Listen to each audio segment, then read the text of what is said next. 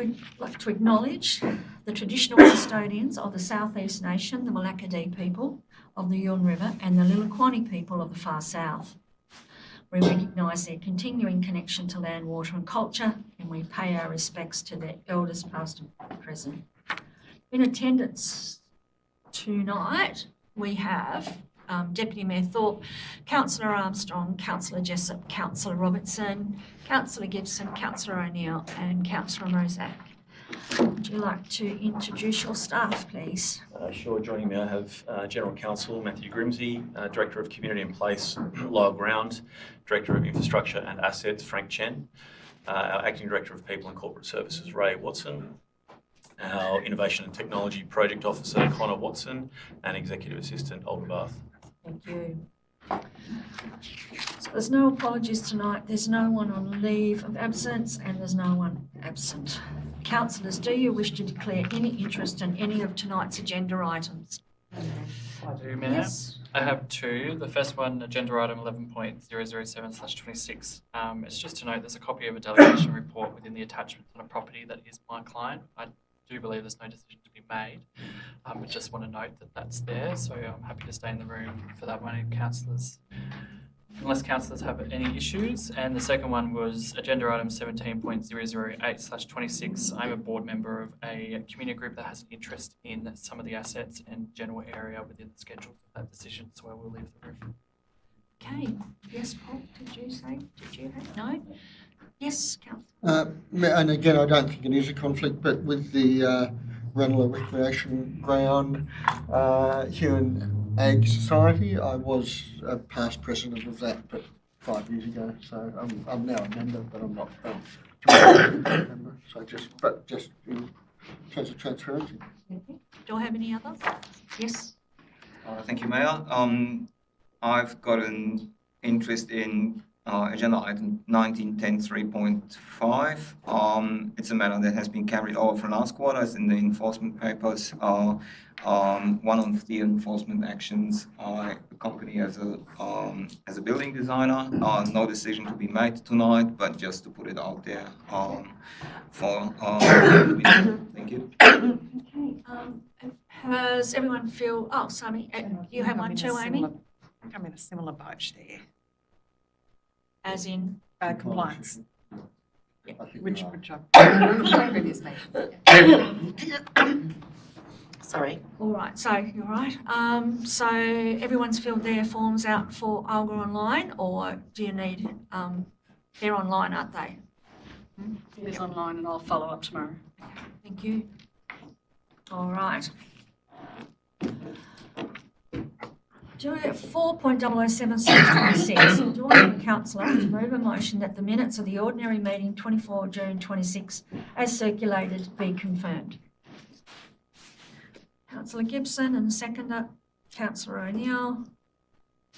Do any councillors wish to report any changes? I think you should just nod. Please excuse me for a second. I'm sorry. You're right. Choking tap. Fine. No other questions or from that?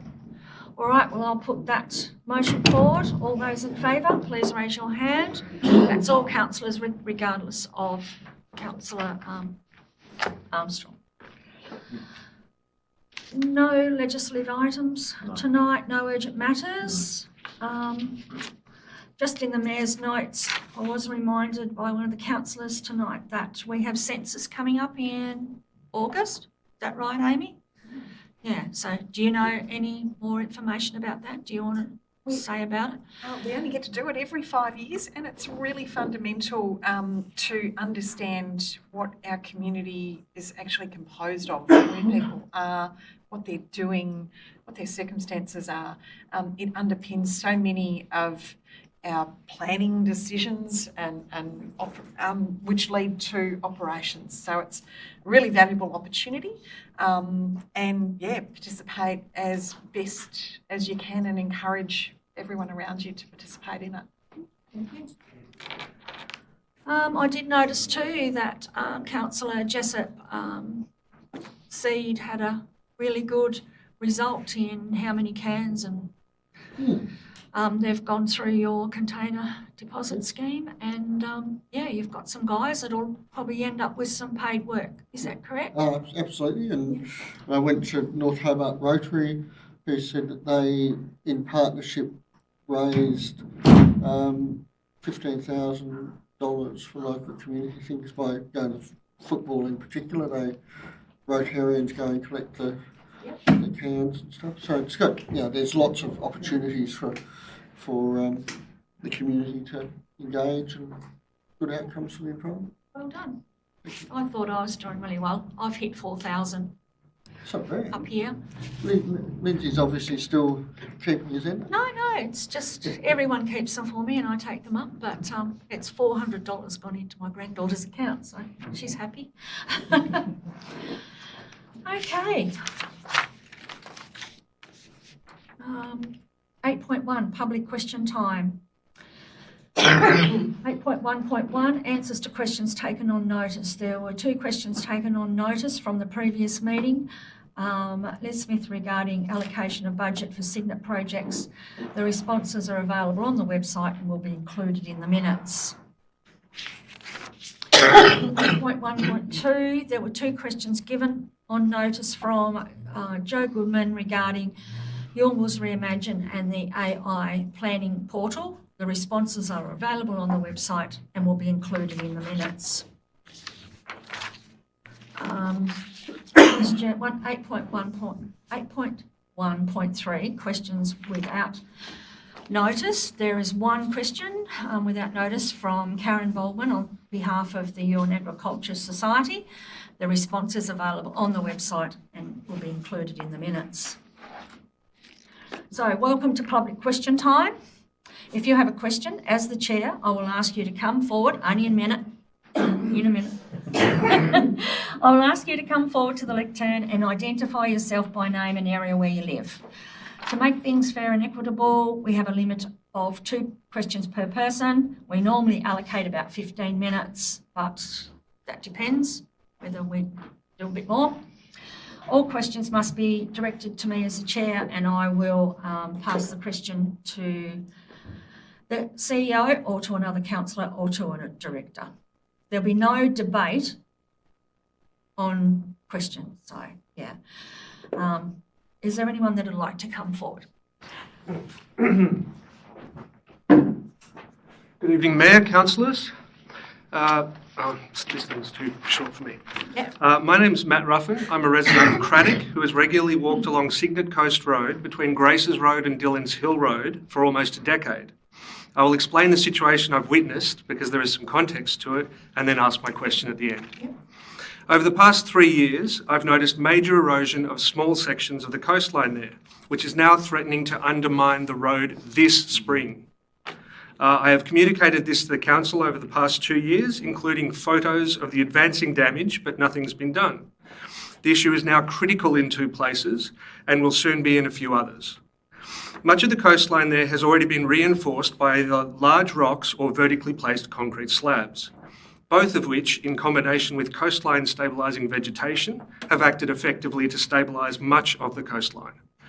However, in a few small sections, and I'm talking about 5 to 20 metres here, the coastline was never reinforced, and it's those sections that have been rapidly eroding, especially when a storm from the west or southwest combines with a high tide to send forceful waves across the inlet at the shoreline. This spring, when the storms arrive, the road will be undermined in at least 2 places. The cavitation has already reached the edge of the road base in those places, which are next to the river house and about 70 metres north of it. By cavitation, I mean it's undercutting like that. If you look just from the road, you can't see it, but it's undercutting 50, 60 centimetres in some places, and it's already under the edge of the road. That will turn a couple of days of coastline reinforcement work into a far more costly and disruptive rebuilding of the entire road base in those places when it cracks. That would require completely closing the road, which would also put more pressure on all the surrounding dirt roads, which are already vulnerable to potholing and corrugation, especially in spring. And further, unless addressed immediately, it would disrupt the summer tourist season for surrounding businesses. I implore the Council to act preventatively to protect the road rather than waiting for it to fail. Failure would not only mean a far more costly repair bill for a road used by hundreds of residents every day, but could also result in a catastrophic car accident should the road fail while being driven on. I'm sure everyone here wants to avoid that. The short to medium term solution is simple. Drop in large rocks or precast concrete blocks to protect the vulnerable places, which has already been done along much of this part of the coast and works well. To minimise the cost, Duggan's Quarry, which is close by, may even partner with the council to get this done rapidly, especially in return for some positive publicity for them. And addressing the issue now will give the council time to collaborate with state and federal governments to develop a long-term protection strategy for the entire road as sea level rise impacts parts of it in coming decades. My question is, how and when does the council plan to address critical points of coastal erosion between the Graces Road and Dillons Hill Road intersections on Cygnet Coast Road before it is undermined and fails? Thank you very much for your time. Thank you. Okay, I will pass that through to the director, if that's okay. Frank, do you want to have? About what we're doing already? Yes, yeah, that's definitely a good point. Is coastal erosions is a natural process, and we're seeing it get worse and worse in the recent years, partially due to the climate change effect and all the stone surge that are happening, impacting our assets. And yeah, right. It's as council, our role's responsibility is to protecting our road assets from damaging from those erosions. The location where you mentioned the river house is fully aware of the erosion happening there. As you're probably aware, recently we have installed the guard post to delineate the edge of the road as a first step in maintenance. And also we're looking into options and the solutions that can be carried out at that location without impacting on the river house. Because as you're aware, that river house is built so close to the edge of the road, limiting our ability to carry out any major excavations and like what you suggest, concrete panels or rocks placement.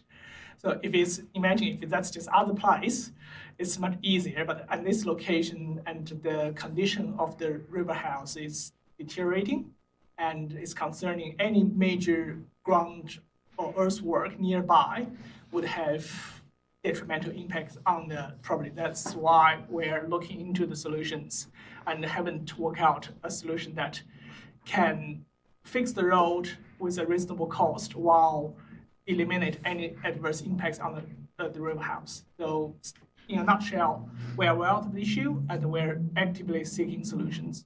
If I could just point out that I was not just talking about that whole section. There are a few other places that are getting critical. But yeah, I'm not trying to debate. I'm just pointing out it's not just at the river house. We fully appreciate. Okay. I am on that road myself often. I'm a nearby resident, and I'd only add to that do understand fully that it's more widespread. It's an area where both our climate change unit as well as our works department are working together. These things we're dealing with significant energy from the river and wind blow, so it's often not as simple as just dropping in heavy infrastructure and it'll be right. But I do appreciate that the urgency that you're talking about. We may not be meeting it's getting that. urgent. Yeah. We get it. Okay. So we're working as quickly but diligently as we can. No, So thank you very much. As long as you know it's critical now. Yeah. Thanks for your time. Appreciate it. Okay, so you got the question, Olga? Yeah. Yeah. Yeah, Thank you. thank you. Thanks very much. Okay, do I have any other yes?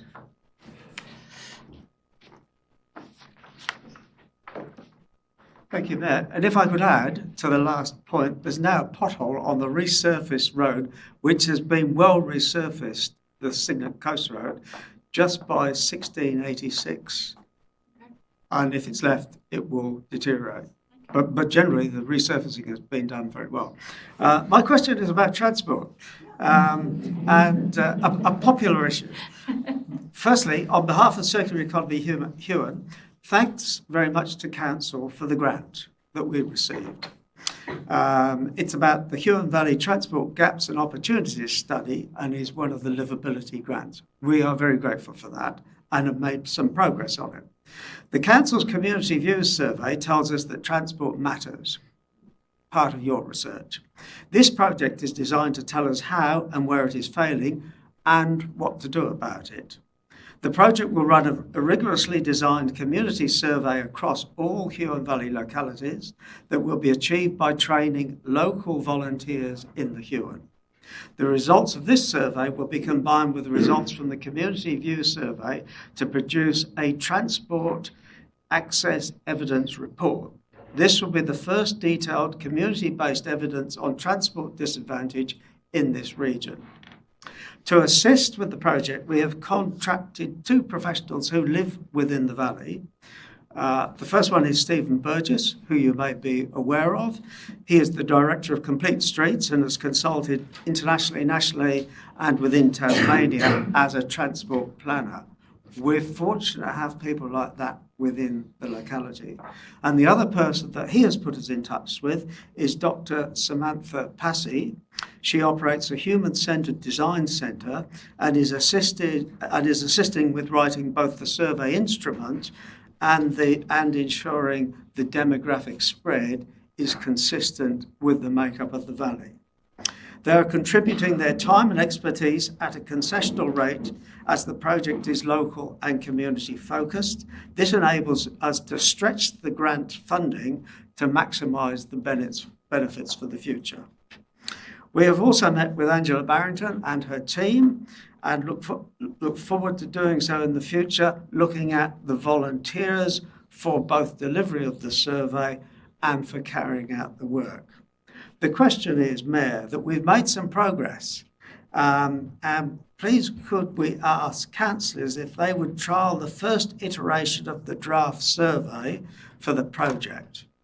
It's important that we get feedback on that. This includes feedback on the questions, and the questions are on the table here, which will be distributed in a moment by Olga, or later in the day. And we are keen to know whether you understand the questions, because you can spend so long looking at a document and then misread it. If there's confusion about any of the things that we're asking, please let us know. We don't think it's perfect, but it's heading in that direction. So you'd like the councillors to do that? That would be for you? terrific. Okay. Thanks very much. Any additional comments are most welcome. Only include your name if you want to include your name. It's the comments that are the important thing, not personalising it. And our next step will be, once we hear back, we're continuing to develop the questionnaire, the instrument, and we'll be trialling it within the valley with 6 or 8 people from the public, and then we'll go from there. I'm pretty sure, I haven't got anyone around the table that doesn't want to fill out the survey? No, we'll do that. We'll Thank do you that very for much. you. Thank you, ma'am. No worries. Sorry. Can I have that? Okay, do I have anyone else that would like to, yes? Hello, my name is Paul Sutton. I live in Cygnet, relatively new resident. I enjoy the local governments and thank all of you for your service here. My question is like a little bit of background. There's important ongoing services in the Huon Valley that are subject to funding sources that are dependent on state and federal grants, like the urgent and emergency care in Cygnet. Right, I guess we lost federal funding and then people were involved in getting state funding for it. I'm curious, is the council interested in securing more dependable funding for these kinds of services? Like raising rates, what new revenue sources might be viable, vacancy taxes? I'm curious if you're happy with the levels of funding you have for doing what seem like increasingly challenging demands on local government. Look, we, at ALGA, like all the councils in Australia, they're fighting for more cents in the dollar to come to councils. Instead of relying on grants, they want that up to be able to make it so that we're not, relying and begging for money later on when we don't have enough. To not much success, not to where the level they wanted anyway. I mean, that's happening all the time. That's what ALGA's there for. So they are with the government trying to get us some more money. There isn't any money to get state. I don't. Yeah. Yes, if John. Yeah, I'll you have it. can go. So obviously, Cygnet Urgent Care Clinic isn't a local government service. It's run by a private clinic in Cygnet. We work closely with Cygnet Family Practice, so we've got a good relationship with them as a local provider that does a great thing for the community. We are working on some fairly, some significant advocacy using the evidence gathered by that practice as well as our own practices in the far south to try to achieve more sustainable funding through Medicare. By effectively how Cygnet Family Practice works, it has a multidisciplinary care model, and not all practitioners are able to work to the full scope of their practice under the Medicare model. So GPs get fully funded for the work that they do, but a nurse practitioner, for example, who runs the urgent care clinic cannot.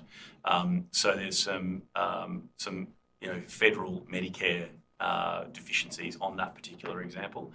And the list goes on. So you've asked a very complex question. No, I understand. But it's one where ultimately local government, through ALGA, through our routine work with the state government, covering things like childcare, medical, basic road funding, pretty much everything we do, this council is making considered evidence-based, fair pitches for better, smarter funding, and trying to ultimately get away from grant dependency. Yeah, it's really a question about grant dependency, and it just seems Shifting from grant dependency would be the ultimate. It's an entrenched. It is the system that's been relied upon forever, and there are grants that all local government, actually in private sector, rely on in childcare, for example, that have been going on for more than a decade, and are still called a grant. Which is just really not an acceptable way to do it, because that's actually just become an underpinning fundamental of that sector at that point. People are reliant upon it for their whole budget. Revenue has been built on it. So it's a sickness. It's something that we continue to work on, but that's a big deal. Yeah, no, I know I'm touching a big thing. I'm just curious if it's a concern and you're exploring avenues like vacancy taxes and ways you just raise revenue locally. Thank you. No problems. Okay, yes. Paul?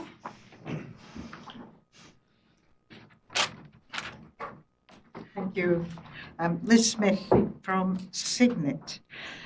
First of all, I just wanted to thank you for providing the Thorpe Street Master Plan as information for the public in the agenda. Usually we only see concept plans once the development application's in. It doesn't give us any time to think about it. So it's great to see that in consultation with the Cygnet Structure Plan. With regard to the Cygnet Structure Plan, well, there's lots to discuss still. And I noticed that there's not a great deal of change, at least I think there's not a great deal of change since the recent consultation. Although an awful lot of people went to that, I don't know where the ideas have gone, but I hope that they will come up again. I hope this isn't the last time we see the Cygnet Structure Plan. So what I want to talk about is, first of all, my question is based on a couple of comments in here. It's recommended that a review of the Cygnet Township Structure Plan vision and key objectives against the Huon Valley Local Planning Scheme is undertaken every 5 years to ensure the scheme and the structure plan are aligned. And further, it is recommended that the Cygnet Township Structure Plan is reviewed in 15 years to ensure that the vision and key objectives are still reflective of the preferred strategic direction, and ensure that key challenges facing the township are proactively managed. And that's on page 84 of the report.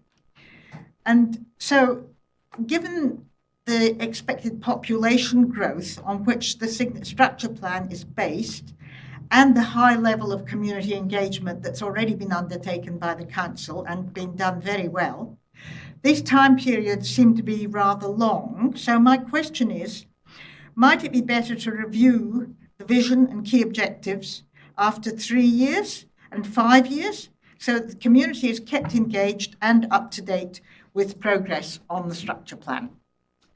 Thank you. I'll pass that through, or whether you take it.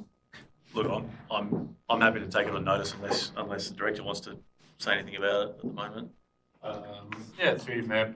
I'll respond to your changes in the report. While some of the wording changes, there weren't significant wording changes. If you look at the actual structure plan map itself, it changed fairly significantly. And some of the key things that came out of that was when we engaged with the sports clubs, the caravan was a key potential caravan park was a key issue. That's been removed. One of the other things was around access across the Agnes Rivulet. That's changed in terms of that location. Yep. The walking track going up sort of at a diagonal angle towards the northeast, Yep. that's been removed. And then obviously then informed by that master plan that you referred to for Thorpe Street, there's been some minor changes in that to sort of reflect that. And then one last significant change was in the housing and multiple dwelling demand and delivery analysis, the historical one. We did further work in that space and updated that. But certainly we have a full list of, and I personally went through that, the full list of all the engagement we got from that. And we reflected on how that's been captured or already captured or changed in the report. And I've hand on heart feel confident that we've captured what we needed to. The key thing we still need to do, which is to loop back to those ones where, and I'll use an example, where a request for a pool has been made, is to loop back and sort of close that loop and say why that hasn't been incorporated. Yeah. So that's on that. In terms of your review period, certainly 3 years. I think formally we're saying 5 years. Reflectively, and we're doing it right now with the LUDs, where we are reflecting on the housing component of the LUDs and looking at how that now matches with the current data that we have. So while the report says 5 years, it's like we'll be looking at that 2 to 3 years, but I take your point in terms of community engagement, and I'll go back to the team and we'll come back with something on that. Thank you very much. And my second question about the Signet Structure Plan is under the heading of movement. And it stated that the 2 main off-street public parking lots in Signet are Mary Street Public Car Park and all-day parking area behind the Town Hall. The Mary Street Public Car Park is located on land leased from the council by council from the Catholic Church. And it says these locations are well utilised, indicating strong demand for public parking in Signet. Both the existing large car parks are not efficient in terms of the relation of the number of cars to the space available, with 41 spaces in the central car park and 45 in the one behind the town hall. This relatively low parking density is clearly demonstrated by the proposed new $2 million extension to the car park behind the town hall, which is not much different in size from either of the existing car parks, and is proposed to have 72 spaces. So my question is, while the proposed new car park seems inappropriate because there's no shade or natural connection, I want to ask whether there is potential to integrate the car park behind the town hall with the new extension, so that they're not designed as 2 separate entities, as it appears, but as a more attractive community space, and whether the project can also assist with the recommendation that active transport linkages between key destinations in Signet, where possible and practical, through provision of a walking track behind the proposed new car park, so that links to Mary Street can be developed from that existing strip of public land behind the Mary Street car park onto Mary Street itself. Okay, thank you. A bit complicated, I'm afraid. Do we but take it's it? written. Yeah, we'll take that. I mean, I've heard that from you via the team anyway through the consultations, and these are all things we're taking into consideration anyway. Yes. It's the available scope that we've got at the moment, and also trying to understand what may happen. As you've seen that Thorpe Street master plan, there's a fair bit going on in this space. We do want to make sure that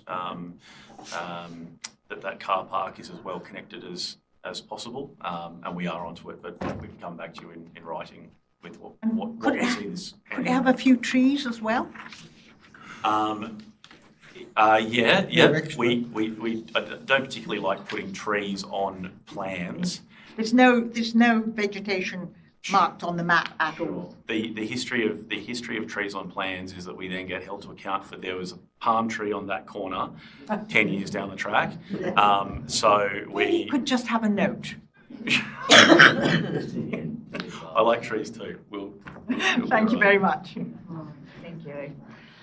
Do I have any other questions, or we're finished for question time? Okay, thank you. Thanks for the ones in the gallery. No deputations tonight, no petitions. We have 2 planning reports for council to consider tonight, and I advise that council commence acting as a planning authority at 6:31 p.m. in accordance with the provisions of Part 2 Regulation 29 of the Local Government Meeting Procedures Regulations 2025. The Council will now act as a planning authority pursuant to the Land Use Planning and Approvals Act 1993. In accordance with Regulation 29, the Council will act as a planning authority in respect of those matters appearing under item 10 on this agenda, inclusive of any supplementary items. It is important to be aware that your roles as a councillor and as a member of a planning authority are different. The key difference relates to the decision making. As a member of a council, your decision may be swayed by community feedback. But as a member of a planning authority, and your decisions must be based on the provisions of the planning scheme. The above snippet is from the Good Governance Guide. Makes it quite clear the importance of wearing, as we all call it, our planning hats. Okay. Report number 10.005/26. Review of Delegated Authority Land Use Planning and Approvals Act 1993. Do I have a councillor to move the motion, please? Councillor Robertson, and a seconder. I'd like to amend it. Actually, no, I'll move it as is, and then I'll discuss possible amendment. Right, okay, so Councillor Robinson's moving it. Do I have a seconder? Councillor Jessup. Okay, Amy. There's been a few questions and discussions back and forth in the days leading up to now. And in considering the delegation, there's a couple of things that come to mind for me. One is I don't feel we're seeing very many DAs come to council. We're getting them quite infrequently. And they tend to be the really big, complex ones. That means we don't necessarily practice the skill. We're relying on our reading of a summary table to understand what's happening with DAs, and the decision making is getting further away, further distant from the planning authority. Now, the CEO's argument to that is probably that, well, actually there's a delegation to 3 personnel at the moment, and one of those positions is vacant. So the 2 personnel remaining that are exercising that delegation on our behalf are actually still in the room with us. And that's the reason for the request to take the pressure off those 2 people who are fielding the full volume of all decisions. Not entirely, but that's part of it. It's an important part of it, Yeah. So I just thought I'd mention that as background, because in my experience, reading a summary report is not the same as being across the material being considered and decided through that process. And I want our body, in making decisions on individual applications, to also be in touch and thinking about the bigger picture. Are our policies right? Is our planning scheme right? I asked for examples of the kinds of decisions being subject to this delegation, because they're not the complex DAs. They are the ones that will be approved, but it's a matter of getting the right conditions on them. They're called permitted DAs. So, and again, that's something we should still be thinking about. Are we getting a pile of really simple, mundane DAs comes through the bureaucracy process where people should just be able to whack a shed in their backyard? Like, is the system not working right? Is it making it too complex? So I'm trying to explain that we need some level of overview and awareness. We need to be sure that that is exercised appropriately down through the structure. I can remember guys not being happy with the length of time that it was taking for DAs. So Yeah. now they have Yes. created a better system for that. So what are you saying? You want it to go back? So we're proposing extending the delegation to 2 managers and 5 statutory planners, the position level below those. That's correct? Yes, permitted applications. What I'm thinking of proposing is that the delegation's extended to those 2 managers, but not to the statutory planners. Now, if that was implemented for 6 months and staff said, actually, we're still, those managers are still too busy, and we trust that we've got the systems in place to extend to the statutory planners, then maybe there's a case for that. But going from 2, in effect 2 delegates, we've got 3, but in effect 2 to 9, is that right? Yep. That's a huge jump. And just from a risk management point of view, and with the background that I've talked, and I know there's system change underway with our AI planning tool, but also in the space of the state's SPPs and planning schemes. My sense is, from a risk management perspective, I'd like to keep it a little closer. Right. Okay. So your motion or your change is what? Please Through help you, me out, Mayor. Council. I can probably just jump in. So from what Councillor Robertson is suggesting, paragraph B would have at the end of it with removal of the proposed delegation to statutory planner. Yes, that sounds correct. Can I ask a question of clarification? Does this delegation actually impact the process in way DAs make it to council anyway? Like, is this delegation going to affect how many DAs do or do not come to this room? No. Which I didn't think so. So I don't see that reason too clearly. Yeah. Also in sense of the other question of clarification is to remove statutory planners, like a focus for me would be what's the customer's experience. We've spent a lot of time understanding and listening to the way people engage with our planning process here. Is this, without having this officer employed or it's vacant, the role vacant, is this going to improve that from a council, from your perspective as CEO, I guess? I think the officer, that's an important factor. I think it's brought it to a head. But ultimately, we are, as in discussion many times with this council, we are trying to reduce the time and the cost for development applications. That's what this is about. So removing any friction in that process, and in this one, our view and the reason for the recommendation is that this is low risk. This is stuff that doesn't come anywhere near councillors. It is not as well that these people work in isolation. So just because it's not relying on the director to ultimately, if the delegation changes and the director doesn't sign off on it, there's still a team of people who are working on these things. And if there's anything that's tricky, they are working as a team. They all sit together. It's open plan. Hey, what do you think? They're checking one another, including with the director, whether he signs off or not. But if you ultimately are asking a director, and I would extend my commentary to another clarification where Councillor Robinson, you talked around, where we should be looking at are our policy settings right? Is the planning scheme working for us? That's the job of a director, the CEO, and the councillors, setting policy. Are we right? at the moment, we have a director, because if he's going to sign off on something, good governance is he's reading it. So he's reading a report by qualified professionals that many of them have been doing this job for more than 10 years as at the officer level. They are highly skilled, and these are the cut and dried permitted applications. So I take your point, but this is very low risk.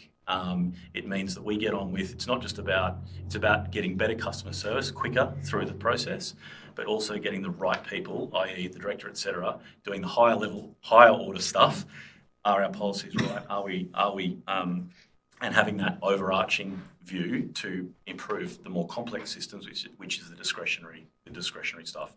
Moving friction at the simple level gives us more time to fix the difficult stuff. That's where this is coming from. So a senior planner will have delegation, which basically means once it's been assessed by somebody, it will go to that senior planner, they'll sign it off, and then off it goes in a letter to the applicant that you've got your shed. Just note, so I just will say that sign off is, like, Lyle will read all of these, as will a manager. They're reading sometimes quite fairly voluminous stuff. It's not just I get it and I put my name on it. Okay, I'm checking. So that's the sort of process I'm trying to work through, that so people won't be doing their own assessments and signing off their own delegation, and they're not the planner's not marking their own homework, so to speak. Under this, they would. The individual planner would. That's what the statutory planner is. Yeah. So there's the director, then there's 2 manager positions, and then there are 5 statutory planners who are getting the application, doing the assessment. I get that. So that's probably the only risk point of view, that 2 eyes versus 1. I don't necessarily care that it's another statutory planner signing off the delegation to make 9 rather than 3 or 4. But is there a risk that, and again, I know the planning rules are very structured and particularly with these permitted ones, it's either yes or no. We've got an AI tool that's helping us identify the risks with making that decision, but is it good governance for somebody to mark their own homework? And I don't know if it's, actually probably Paul and Lucas are more knowledgeable in that space, so I'm happy to get their point of view, but is there a risk that you'll just be myopic and miss people? And do you, of your 5 statutory planners, do you have some are better than others, or they're sort of the questions where I go to. Sure. With that. I mean, I think that we think the risk is low, and I will ask the director to talk to us as well. But ultimately, I don't think the risk is any different to any other area of bureaucracy where there's individuals marking their own homework as opposed to certifying that this is effectively ticked a whole bunch of boxes. It is very black and white at this permitted level. So that's happening in every council on all sorts of things. This just happens to be planning. So I get the point, but you guys have got a different risk lens on this than we do at the moment. Councillor Robinson suggested a 6-month review thing. I don't think we'll be able to. I don't think that will really clarify anything further. I know what the answer is going to be at this point, but I'm also not going to die in a ditch if that's where we end up. I would just remind you that we believe that this is a low risk, sensible thing to do that frees up time, improves customer outcomes, and that's what's driving this, not an interest in marking our own homework or something like that. I'm not saying that from a negative point of view, but we become myopic with our own. Yep. I just want to separate 2 things. So a delegated authority to sign something versus an internal process. So an internal process doesn't have a section in the Act that allows you to sign something, but it's something that we have internally that controls how we look at it. When an application comes in, we have to determine what type of application it is. Is it an MPR permitted discretionary application or potentially prohibited? That doesn't happen in isolation. So that's something that actually comes through the senior planners. They look at it, and then we have weekly planning meetings. We also have a Teams planning channel, which, let me tell you, is always going, because these are the sorts of things. Some of them are very easy to determine and some of them are less so. So that's at that stage is where we're determining applications and making sure, because the risk, really, if you look at it, the risk is that we process an application as permitted when it in fact was likely discretionary. That's your highest risk if you're looking at it. Yep. So that's our control is at that front end to make sure that we're looking at it, that at that stage it comes through the seniors. Once we are confident that it's in that permitted pathway, the actual assessment itself is making sure ASs are met, acceptable solutions. So therefore your actual assessment itself is less complex and your permit is very short because you're relying on acceptable solutions being met. Not relying, you're confirming that it is. So therefore, you shouldn't have a lot of conditions on that permit. And so that's the pathway. So we have internal processes and we have checks and balances that make sure that that risk is assessed. That's not done by the delegated authority. It's just done by our own processes as a team. Okay, Amy. So you want to move or change or, yeah? Oh. How many permitted, I mean, I looked through the papers for this month, it was 4. How many are coming through on a monthly basis? It's not a lot, unfortunately, and that's something that, to the CEO's point, as we're advocating up to the state, that, there needs to be high-level policy that then informs more black and white planning schemes. So unfortunately, at this stage, it's not a hell of a lot, but it is one where, again, once it's into that permitted pathway, for it to sit in my inbox to be assessed, for me to reread it, it doesn't make sense. Balancing risk versus customer service, to me, it's something that is obvious that we need to put forward. Can I just, it is related, but on that point, the planning minister has invited me to a roundtable on 24th of August to discuss exactly this. So apparently there is a long list of all the stuff that we've been advocating for, other councils have been advocating for, around smoothing out the planning scheme and getting more stuff into this permitted stream. So there is actually now, Building Tasmania is formed, there is actually some movement happening coming soon. So I just give that little bit of hope around that. The work we are doing on policy and changing the scheme is starting to bear fruit. Question, there's been a couple of mentions of senior planners. Are they the statutory planners or the positions or? Through you, Mayor, I use the term loosely. So our technical and operational manager planning are old senior planners. So there's been a name change. So I'm referring to the technical and operational managers planning. Yeah, so the two manager positions that would double our delegated decision-making planning. So they triage everything is really what you're saying, isn't it? They are great answer, by the way. So they triage everything when it comes in. So they're making in part of that decision as a collective around whether this is discretionary or permitted. So yeah, and then we're saying we don't need to bring it back to them to again certify that yes, we've now ticked all the boxes. And that's probably the most complicated because that decision, it might only be 2 metres, as I found out myself, that turns it from a discretionary to a permitted use. So once it goes through, it really is the very basic stuff, isn't it? It's a carport on the edge of a shed. The AO is going to look at it anyway and say, well, there's an easement running through the middle of it that you didn't notice. So the actual planner is going to get a lot of support anyway.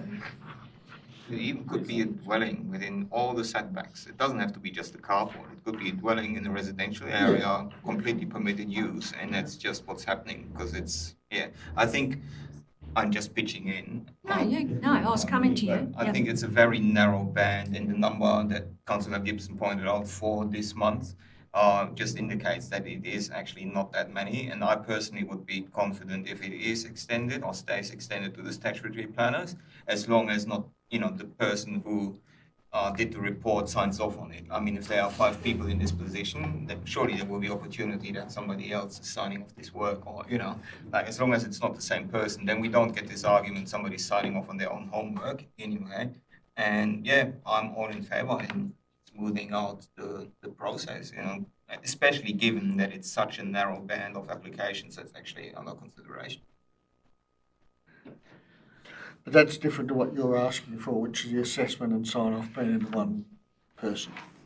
Yeah, we don't want multiple individuals to have to look at the one straightforward transactional application. I'm happy with that. It just, sorry. Through you, Mayor. Just to comment on that, they are qualified professionals in their field. So, as the CEO said, planning isn't the only circumstance. You have environmental health officers that will do their work and sign off on their own work. They are subject to their own professional standards. Planning is no different in that context. It's not discretionary. And I think the director's point that the decision about going into that method is actually more critical in many ways than the signature at the end. Now, reading the room, I would like to withdraw that proposed amendment and return to the original motion. You. Okay. Do I have any other? No? Okay. You don't want to close? Do you got something to say for close? All right, thank you. All right, well, I'll put the motion forward. All those in favour, please raise your hand.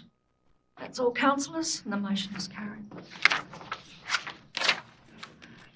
Report number 10.006/26. DA 255/2025, Resource Processing Facility, Dry Blending, Manufacturing and Packaging of Neutral Supplements and Signage. Do I have a councillor to move the motion, please? Councillor Jessup? Through you, Mayor, this one we do have a slightly amended recommendation in condition 6, which has been circulated to councillors. Yes. The one change is to make it consistent with the relevant acceptable solution that there's a requirement for the internal parking and areas to be sealed. Yep. That has been changed to meet the planning scheme requirement of a durable and all-weather pavement. Okay. I'm happy with that amendment, Mayor. You're happy with that one? Do I have a second? Do I have a seconder? Yep, Councillor Armstrong. Councillor Jessup, you've just said that you're happy with that. That amendment, yep. Yes? May I'll just briefly introduce it, and look, I do note the somewhat high volume of emails that have been running backwards and forwards, and I don't think we should not mention some of the stuff that we have all been talking about, but I think people have been really considered in how they've drilled down on this. I like rural zoning, and I've fought very hard for keeping rural zoning because it does allow us to do stuff that probably can't be easily done in other areas. And we don't have a bucket load of light industrial space, and you wouldn't necessarily put this in a light industrial zone. So some of this type of activity has to go somewhere. Does any building fit 100% in any zoning? Maybe if it's a house in the middle of a block that's in a suburban subdivision, yeah, maybe. But there's always going to be sort of trade-offs and acceptable solutions and stuff. But yeah, I lived along that road. I actually lived a kilometre up from the site for 5 years.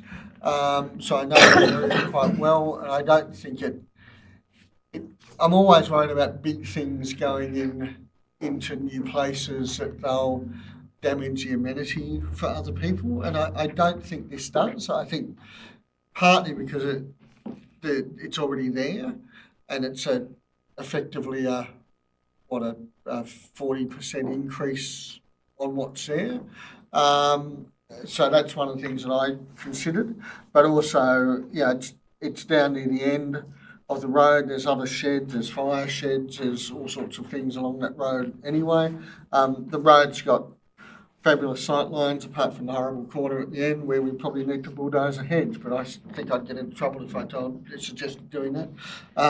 But I have the same joy of sneaking out on that road, but we already know that cars are doing that, and we don't have an accident every day. So, from my perspective, that gives me some solace. But yeah, look, I think it's great that a local business has confidence in there and wants to expand and have more employment for a whole range of people from complex levels. And I do note people saying that there's going to be obviously some administrative activity, but I think at the end of the day, that's secondary to the fact that they're making something that they're putting in a box and they're putting it somewhere. So obviously you're going to have people answering phones and marketing and designing packages and all that sort of stuff that you do that's ancillary to the core task as far as I'm concerned.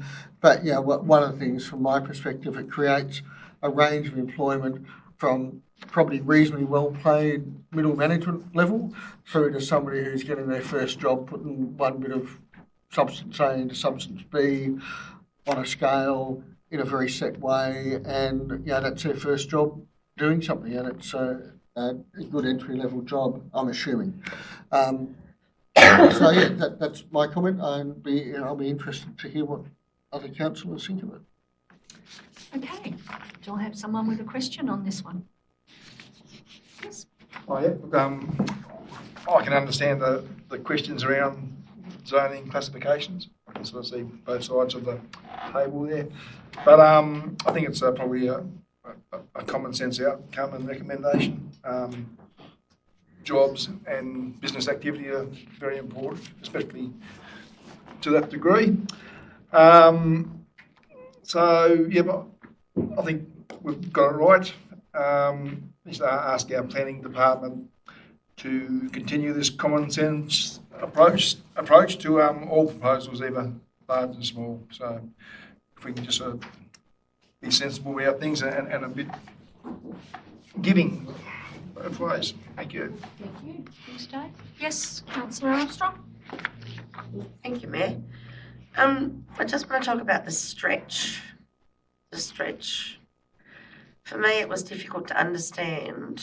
I agree with what all the other councillors have said. But it was difficult for me to understand rural and this particular type of activity in a rural setting, because it doesn't really fit with the, like they're packing things that are already existent. They're not actually packing things that, from the land. How have we fitted that into this particular package? Do you understand what I mean? Sure. So we've taken the application from the applicant who've made their position that it meets that use class. We've assessed that and believe that it does. It's subjective, so manufacturing versus resource processing, there is subjectivity, but ultimately we've gone, this is the application that's been made. Is there enough merit in that? Yes, there is. And that's where we find ourselves. But it's like, I did a bit of reading background into what rural zoning is.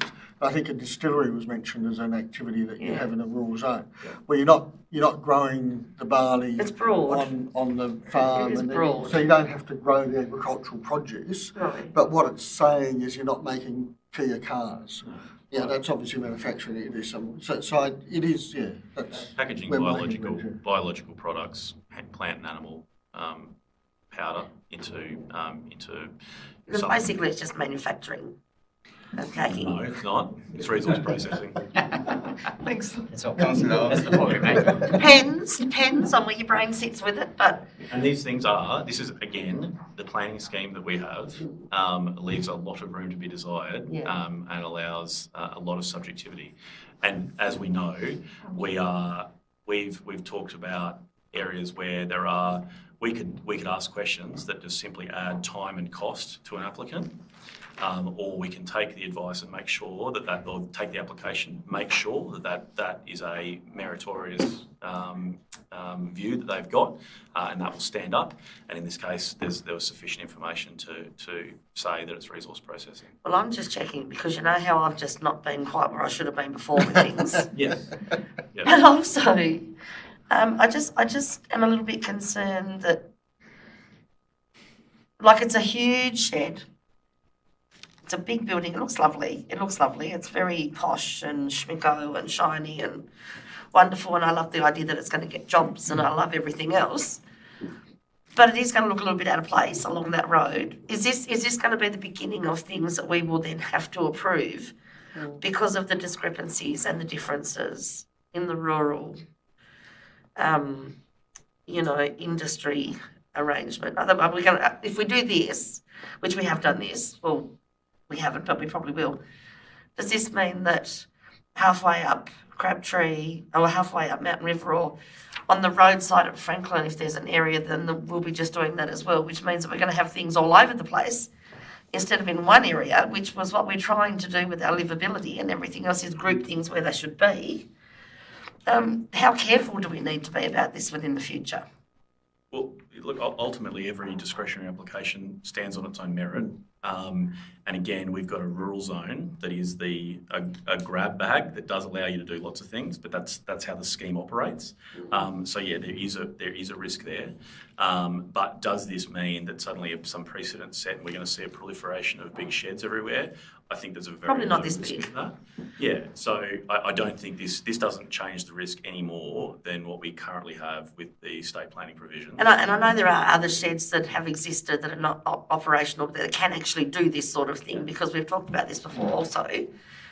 But I just think I know the scheme, I know the plan, I've tried to go against it in the past, it doesn't work, found that out the hard way. But I just think we just do need to be a little bit careful and a little bit respectful and not just get too gung-ho. I think we should always exercise a bit of caution. That was all I was sort of, trying to get to. I can assure you the amount of time spent I'm sure. down there Sure. looking at the different interpretations of this and is there sufficient merit, we fully appreciate that risk, and I fully stand by the officer's recommendation. I mean, the road usage doesn't bother me because realistically there's not going to be that much more parking or traffic movements, and pedestrian movements are quite low, so that's fine too. But I wouldn't like to see these big things just popping up willy-nilly here and there, but this is quite a significant thing, so I don't think it will, but Well, I think is this one of the first ones that that'll of this size. be, an industry in our area with the size of the new build. It's nice to see a big shed get permission before it's built. Yes. For once. I was just Good going to point. mention packaging. That was a good, pleasant change. Yep. So sorry, what was the rest of your question? Oh, well, I mean, probably doesn't have to go any further than that, but honestly, though, this is great. Well, This is great to see. This was kind of part of my questioning as well, because this had also been mentioned to me before. And that's the thing, though. The applicant has done the right thing. Yeah, absolutely. And they meet the scheme. Yeah. So the scheme can be interpreted in different ways. But again, we've got a team of professionals that have looked at it, and it stands up. And I'm just simply asking the questions because questions have been asked to me by other people, just for clarification. And I know that the scheme is very open to interpretation, but it's a good looking shed, as far as sheds go. I put it in my backyard. You want one? I could have one of those, yeah. Okay. Yes, Toby. Yes, I'll come. Yep, Toby. I forgot what my point was, but I'll make another Sorry, point. No, that's all right. I do that to people. I remember why I'm talking, but the only thing I was going to say is, I think that the challenging thing as a planning authority is sometimes a lot of these things we can't take into consideration. But I just wanted to make a point about the applicant. They are very aware of the social responsibility engaged, and I think it's exciting with the communities that they operate around them. So I just wanted to point out that the comments that people have made as representations are public. So, take note of that, because I think they're quite responsible operators in the region from history.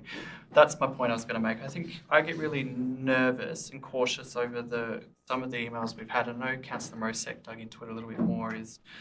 I feel like in a way the sentiment has been, are we defining what is resource processing over what is manufacturing from our conversation? So I just wanted to draw that attention. That's how I've felt.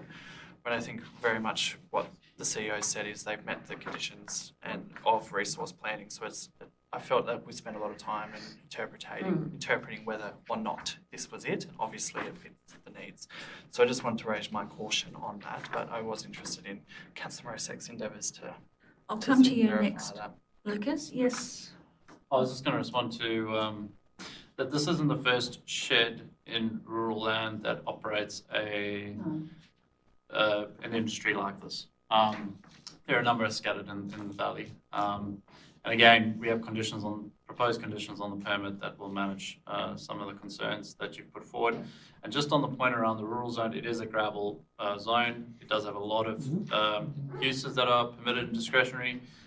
Certainly, I agree that in some areas we want to see a focus on particular uses or groups of uses or activities, and that's where our strategic planning needs to come in to identify that and to sort of celebrate that through giving that extra weight as opposed to other things like cold storage or abattoirs. If that's not something, or if that is something we want, then that's what we need to focus on. Okay, yes, Lucas, and then Paul. Thank you, Mayor. After what has been said, especially by Councillor Jessup and Councillor O'Neill, I would sound like somebody with very little or maybe even no sense at all. But I don't have a problem with the proposal as it stands, with the facility as it is.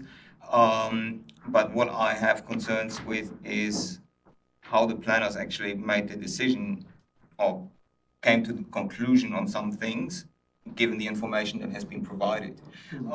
For example, like for me and for anybody who had a chance to look at the application, there is no indication of the operation of this facility that would give me an idea actually what's happening in there. If it is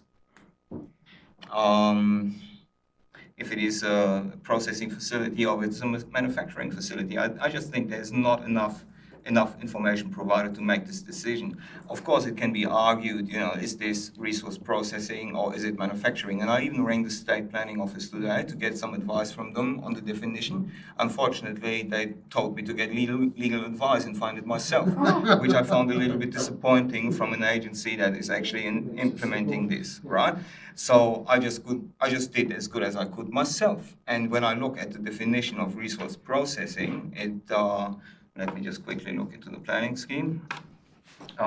It's talking basically in all the examples about raw materials, raw resources. So resource processing examples include an abattoir or an animal sales yard, a cheese factory, milk processing, a winery. So grapes in, wine out, log in, board out. Manufacturing is the second step. You already got the board and then you turn it into a piece of furniture. And I think what this company is doing is taking pre-processed, it doesn't matter where it comes from, if it's grown on this paddock or on the one across the road, the distinguishing element is that it's a pre-processed ingredient, not a primary ingredient. And if it's a pre-processed ingredient, then it actually fits the definition of manufacturing and processing much better. And that's why I thought your comment was so welcoming, because in my eyes, it is actually manufacturing. And that's where, we can argue the point. I think it's important to argue this point here, though, because the difference is in how this application is ultimately assessed. If it's resource processing, it falls into the permitted category, and then it just sails away. It might have a few discretions because it doesn't meet all the acceptable solutions, but it's pretty much on its way to be approved. Whereas when it's manufacturing and processing, it falls into the discretionary category, and then it has to comply with the performance criteria of 20.3 and not just with 20.4. And that's a little bit of a higher hurdle that a development has to take. And I think, given the scale of the operations, given where it's situated, it wouldn't have hurt to let it jump across some of the higher hurdles, to really test it, that it is okay to be put like 500 meters away from the doorstep of a small community. I also, so that's kind of, I can't really, assess this because a lot of the information I would need to do that is actually not provided. And when I look through all the attachments that came with the application and compare it, I like a good read. I actually went through all the DAs of the past year and had a look what's attached with all the other applications and what is missing in this one compared to all the others. So I didn't see title plans attached. I didn't see the planning application form attached. I didn't see a written submission by the applicant on what this proposal is about, which I just quickly take my planning hat off. As a building designer myself, I submit a planning compliance report with every single application explaining what the proposal is about, even for a dwelling. So why is there nothing like that presented to us to actually make a more informed decision? That's for me, it just doesn't give me any confidence that I can make an informed decision about that. And I wonder how, and I asked the question, how council officers have made the decision if this information was not provided. I've noted in the planning report that RFIs have been sent, and usually they are attached to the planning report as well, if I'm not mistaken. This time not. So I start to wonder, why are all those holes in the documentation? Why is all this information not provided that we usually see? Was there, I don't know, and I really hate to say this because I like planning, but I start to wonder if potentially a mistake has been made or not enough information has been requested because, I don't know. But for me personally, That's a big statement. it is a big statement, and I don't like to make it. Like the thing is, like, I can't follow the decision-making process, and that's what I have to rely on if I make a decision on what's presented before me. And that's just my concerns that I'm voicing here. Well, that's okay. So I can pass that through to the director.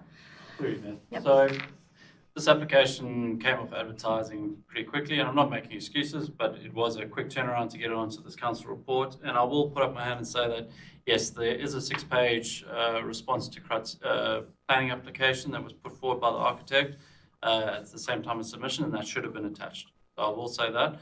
Notwithstanding, a lot of that is included in our assessment report, but I appreciate your position. And in that document, it does talk about the use of packaging of raw materials, raw being the key word in that. So I totally get it, and it's something that I'll talk to the planners and make sure that we do going forward. On the matter of CTs and RFIs, so for level 2 activities, we do put them in so that one can see what is being asked and sort of how it differentiates between the two different assessing authorities. For other applications, we don't go into, RFIs can be long, we don't usually go into the detail. It's a process thing to get to us a position where we feel like we have enough information. The other point on this is I will back the planners that I'm confident that, as we've already discussed, one could go either way in terms of the use class. But given that the applicant has put forward that it is raw materials, and again, I apologise that initial submission was not part of the attachments, but that they have put forward that, and we've looked at it. We've also looked at previously how we've assessed it as a planning authority, so previous applications on the current site, how they've been classified, and they've also been classified as resource processing. So that's also informed our position on that. And then looking at sort of an outcomes focus and going in terms of, I appreciate the higher bar that has to be met, but looking at outcomes and going, how will that substantially change? Looking at what's been condition proposed in terms of the aesthetics, the location, the access, etc. And going, because obviously it's a balance. It's like, how many RFIs do we want to send and how much information do we want to get to? How confident were we in terms of that position? Again, an argument can be made either way around manufacturing or not. I would go back to the definition as it sits in the SPPs. Resource processing says use of land for treating, processing, or packing plant or animal resources. It doesn't make any qualification, like other reference definitions do, around it has to be locally sourced, or it has to be raw, or it has to be anything like that. It doesn't make any of that. It gives some examples. Those are not finite. So we are going on the definition itself. Again, I appreciate that an argument can be made either way, but also we have to also balance the outcome we're trying to achieve in this space. So. Just in response to that, look, I did not intend to make any light-hearted allegations against the work that's been done in planning. All right. I just and I'm thankful that the director cleared this up. The report was not part of this, and if it would have been, maybe I would have not kicked in this door the way I did. I might have knocked beforehand. So this is only one part of the problem that I have with it. I'm sorry. So we can argue about, is it processing or is it manufacturing? What about the distribution of floor space and how it's used within the facility? It is said that, and maybe that's in this report by the architect as well. So pardon me if I'm asking questions that otherwise would have been answered there. But when you look at the floor plan, the entire area, and how much floor space is dedicated to which functions of the build, then you can see that way over 50% of the building are actually dedicated to either storage for material that's coming in or storage for material that is bound to go out. And then the small portion of between those two sections is actually where all the mixing and repacking is happening. Then there is a really great gym downstairs, which is fantastic probably for the people working there. And upstairs is 750 square meters of office space, which is, they say, subservient to the main use of processing and packing. So 125 people are apparently going to be employed there, which is great. 80 of them, just counting the desks. I like the numbers. I looked at the floor plan again because I didn't have any other information and just counted the workstations on the floor plan downstairs and upstairs. So I came up to something like 80 desks, and we have 125 people working there in total, which is 2/3 of the people being employed there are working at a desk, and that's professional administrative services. So that's a different use class. And if the majority of people are working in this profession, how is it justified that it's actually processing if the majority of people are working in the administration? And why I'm asking this question again is because professional and administration services fall into the discretionary category as well. So for me, again, that might be because I have a lack of information, but whichever angle I look at, there are quite a few hints that this application actually should have been assessed as a discretionary one and not as a permitted one. And that's your, I mean, and we must say that's your view. Yeah, I mean, I was just, Yeah, that's looking right. at the application and trying to make sense how this comes about. I asked also another question. I make this the last one and just none of this would change. I mean, you can see how I will vote tonight, but none of this will change this going ahead or not. But what I also wanted to clarify is, so this is one lot, right? And pretty much in the center of this lot is a residence. So I would assume that the current use of the property is residential. So how come, like, which is again not clear from the papers that I have in front of me, how come somebody puts just a massive factory in the front yard? Like, that's my understanding of it. Like, the first question that I asked, is this some kind of home-based business application? Because there is a big business in the front, and then there is a residence in the back, and it's happening on the same title. So, how does that work in terms of current use, future use, proposed use? Shouldn't we see a change of use application? Or maybe there was one submitted, but it's not part of this? I don't know. That's my last question on that. So Section 6 of the scheme directs us how we categorize the use or development. So one has to look at, while floor area and that sort of thing certainly have value in looking at it, it's looking at what has been proposed. So the business itself, what does it do? What are they proposing to do? And is everything else that's proposed servicing that business? So this business is Bulk Nutrients, and they package raw materials into products. So whether they have offices or not, whatnot, 625 says that if more than one use or development is proposed, each use that is not directly associated with and subservient to another use on the same site must be individually categorized. So if they were proposing to run a consultancy business and a packaging thing, they would not be linked. There would be two uses that would be assessed. They're not. They're proposing it's not for us to question how they run their business in terms of their office staff versus their thing. It's just to make sure that what they're proposing is that use. That's what we've done. And again, as I said previously, I stand by that, but I do apologize that that initial report wasn't there. But that's how we've categorized it. We followed the scheme, Section 6 of the scheme, in terms of how it tells us to do that. Okay, so just to clarify, so pretty much whatever the applicant says the main use will be, we just take it for granted and accept it. We don't question it or assess it like against the proposal? No, we assess it. Okay. Yeah. And that's what we did. We look at the business, we look at what they're proposing, we look at what's been proposed in terms of the site. But ultimately, it's what is the business and what do they do? Okay. On that precise point, the gym, is that a commercial gym or, and so is that, no. So that's not another use class. Okay. Oh, sorry. Yep. Through you, Matt. The multiple uses, that's allowed. It's not a, so the residential is a non-subservient use, so it's categorised separately. Didn't I thought the report said that somebody would live in the dwelling, but it would be sort of associated with the business anyway. So I don't. Oh, sorry, yes, you're right. So, Member. but it could, but Caretaker or whatever. but that's dual uses subservient. can occur on a site, and it's just like whether you do resource development and residential use. It's a similar sort of concept. It's either non-subservient or subservient. Any others? Yes. The use category was obviously a significant question or issue of resource processing versus manufacturing and processing.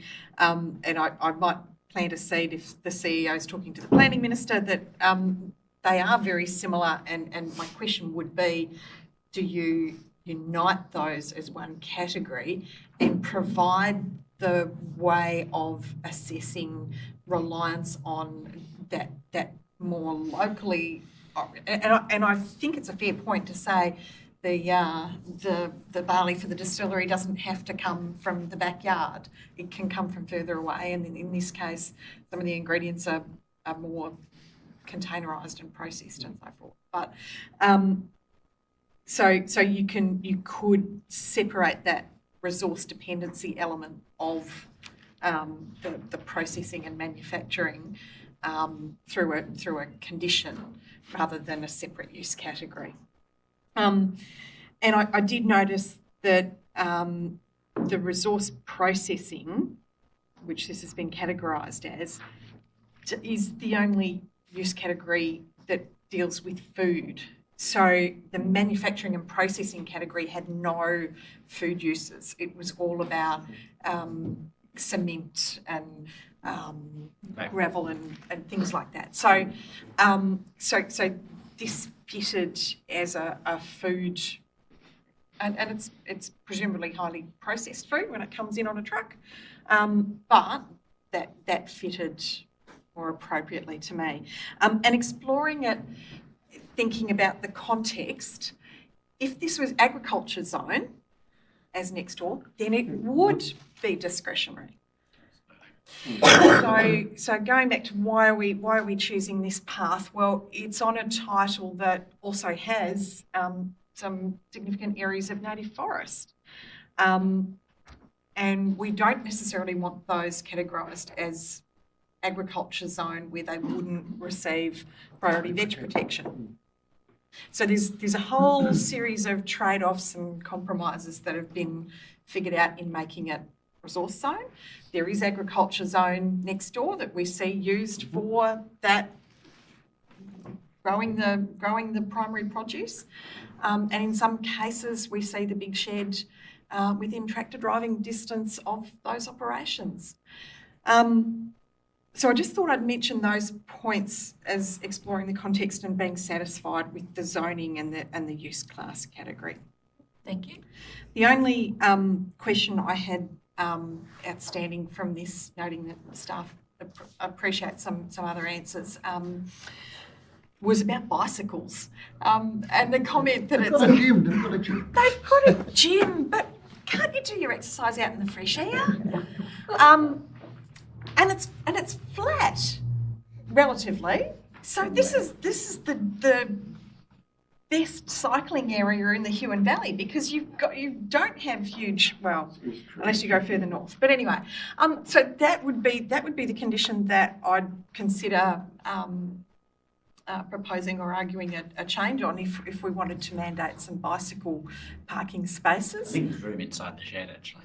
Well, it's a very easy issue to solve if the bikes start getting chained to veranda posts or bollards or things like I don't that. think they'll get knocked off there. Oh, I don't know.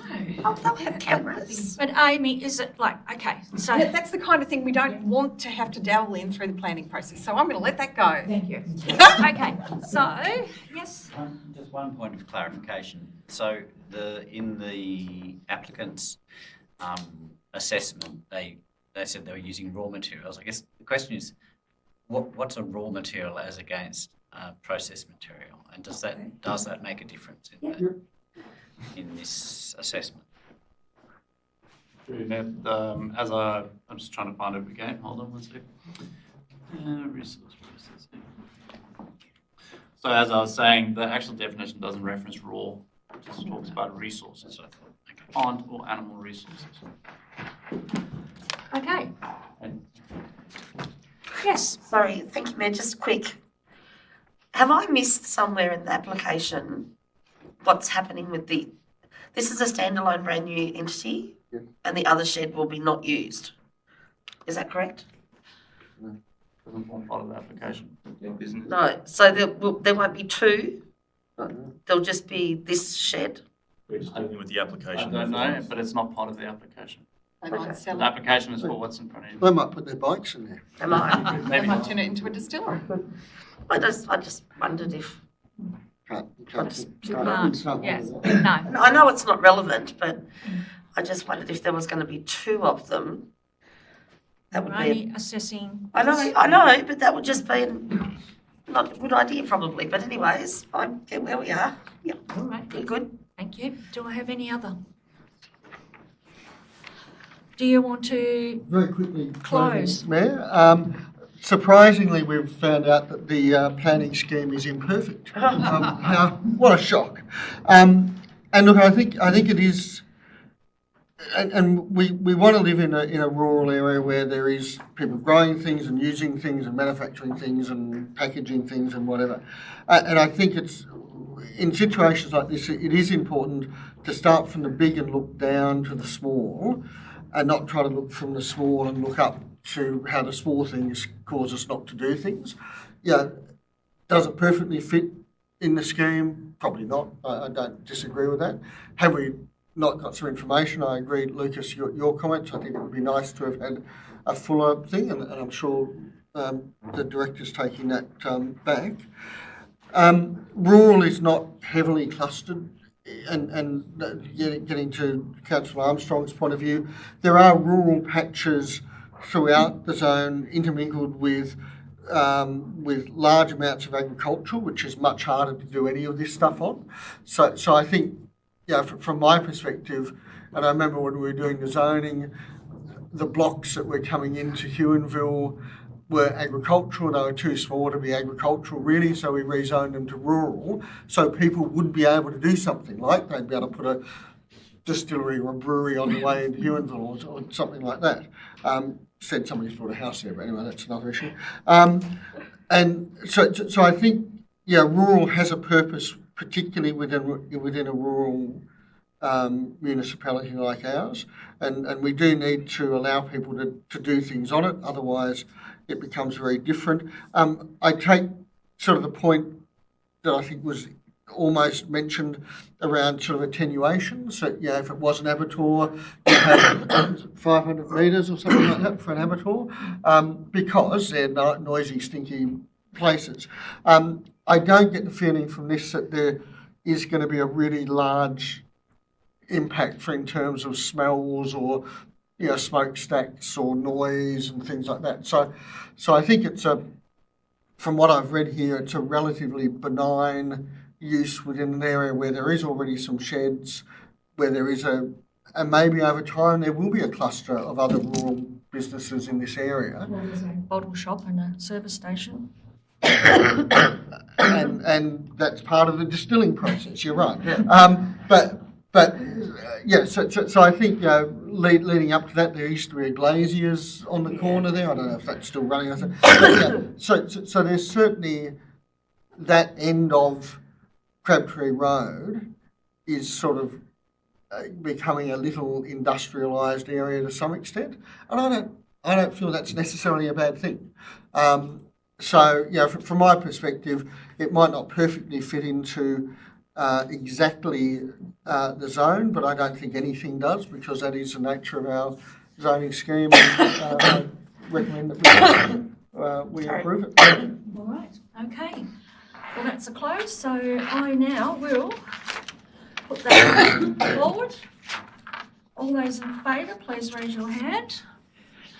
That's Councillor Robinson, Jessup, Armstrong, Thorpe, Doyle, Gibson and O'Neill. And then against? I'm just going to die here. Councillor Mrozak. do you want to go out? Yeah? All right, we'll give her a minute. She's got that. Anyone got a box of Hasselhoff's up here? I shall return. Maybe I won't. Okay. I advise that council is no longer acting as a planning authority as at 7:30 PM. Waiting for the rest. Thanks, guys.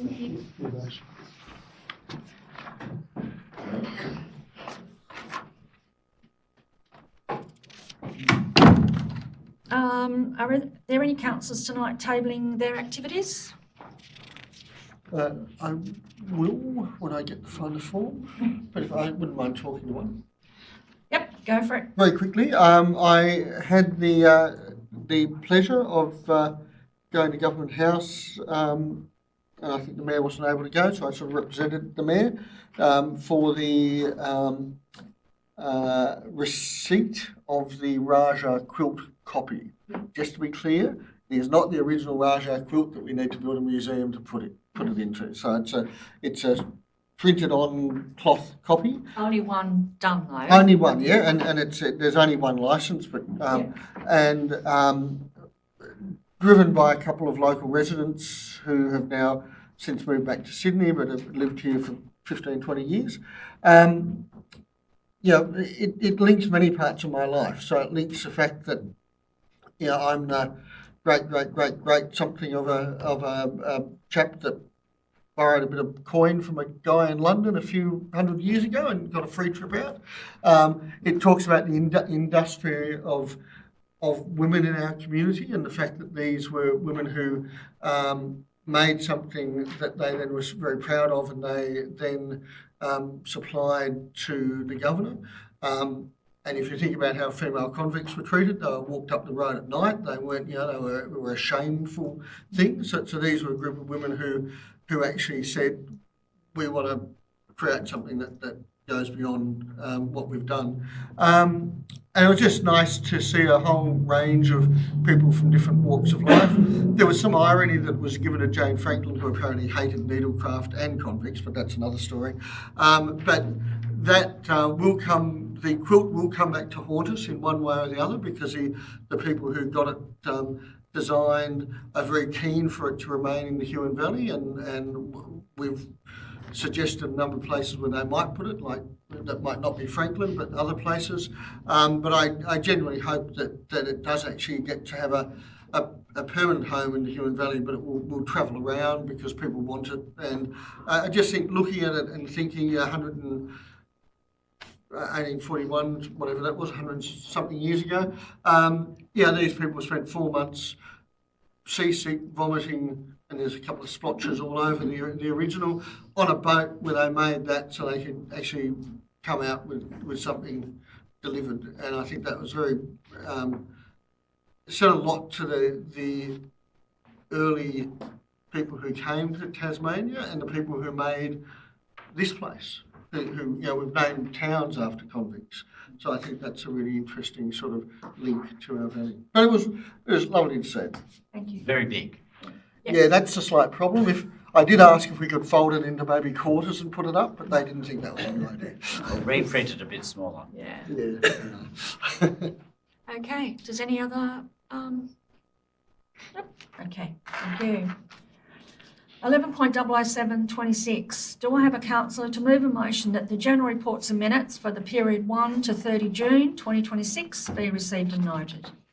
Councillor O'Neill and Councillor Gibson.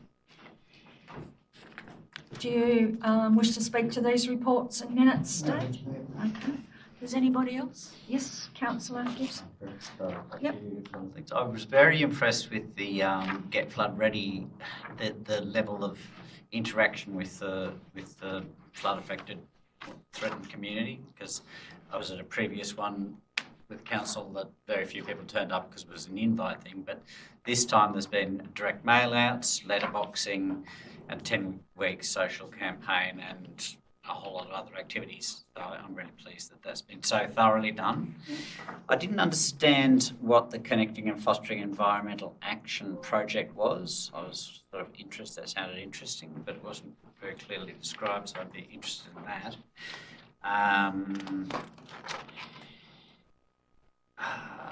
The Community Forum Dover, on the flip side of the flood being so successful, only had 20 community members, and yet there's sort of, I guess, their suggestions, which are all good suggestions: health services, affordable housing, good job prospects, education and public transport. I mean, they probably do tick the Dover community's sort of wish list, but I just wondered whether, when there's only 20 people turning up to a community forum, should there be some sort of second stage of engagement where those things are sort of put up, just in case people sort of say, oh no, we don't want public transport. That was just a comment, really. I was pleased to see the halls data coming through. Sort of interesting to read. I didn't quite understand why the Franklin RV side is in the halls, but I sort of do. But it makes the other figures look very bad because they make money. But I guess it's got to be put somewhere.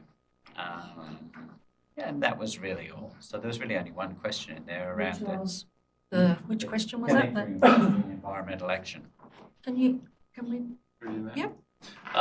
So I think a few months back, you might recall we talked about a network or environmental network or anything, something along those lines as a concept. We then took a step back and applied sort of a asset-based community development lens to it. And rather than us assuming how different groups, be it formal land care groups, be it informal groups that are doing environmental work, want to engage, it was engaging them and understanding how they see the most value in connecting. Because remember, livability framework is connections and building cross capacity.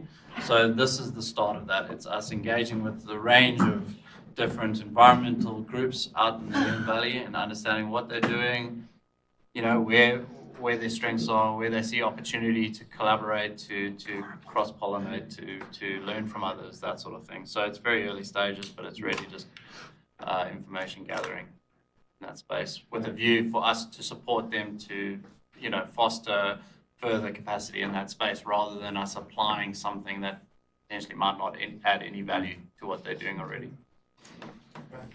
Could I just make a comment on the Dover engagement? Oh, yeah. I mean, we can only try. We're using the same methods. We're getting different numbers. But in terms of I actually think it is the second stage engagement. So because we're going down, we're validating what we already heard in the community views. So it's saying, here's what we heard in a statistically significant way, taking that to the community, validating there, but ultimately looking at, are there projects, are there ideas in the community where we can now collaborate to start to attempt to fix some of these things? We saw with Jerry White here tonight, looking at, a part of the community empowered by what we're trying to do differently to do the transport stuff and pick that up and do it. That's what we're trying to do in each of these communities. Not all of them are as ready as others to do that, but we're having those conversations. So even though it was a small number of people, we do ultimately know what is what is significant down there for us to keep working on. This is searching for other opportunities. So, and that's one that Lucas, I think, and I went to the Dover workshop, and it's Lisa's doing a good job building on the community engagement stuff. So she's actually getting people putting up their post-it notes and stuff, and then feeding that back to the community. And even though there were 20 people there was demographic groups that weren't there, I think. Like there was nobody under 30 with a 5-year-old in hand and stuff like that. So I think there's some gaps there. But in terms of sort of younger people, I was surprised that it was better demographic representation than you see otherwise. They've been. Huon was probably better than that one, but because it's building on the Engage Huon Valley stuff, I think it is a validation almost of that sense. So that was good, and in some ways I felt Dover was probably more creative than the Jeeveston one was. I felt, yeah. Yep. So it's interesting. We every time we come back from them and Lisa loves compiling all the information that we get, and we're trying to learn from each one. I mean, this is still relatively early days. It's a very different way of engaging with our community. It's great. We're getting so much positive traction there. We're getting better results out of it, being able to deliver better work, but it is early days, and I think we'll continue to learn from that, and hopefully we do see better demographic representation. We do see better numbers when people see, oh, we're actually following through on that, and where they are seeing, you know, if it's a group that does want to be enabled to do a thing that they're particularly passionate about, well, council's actually giving support in enabling that. I could do that too.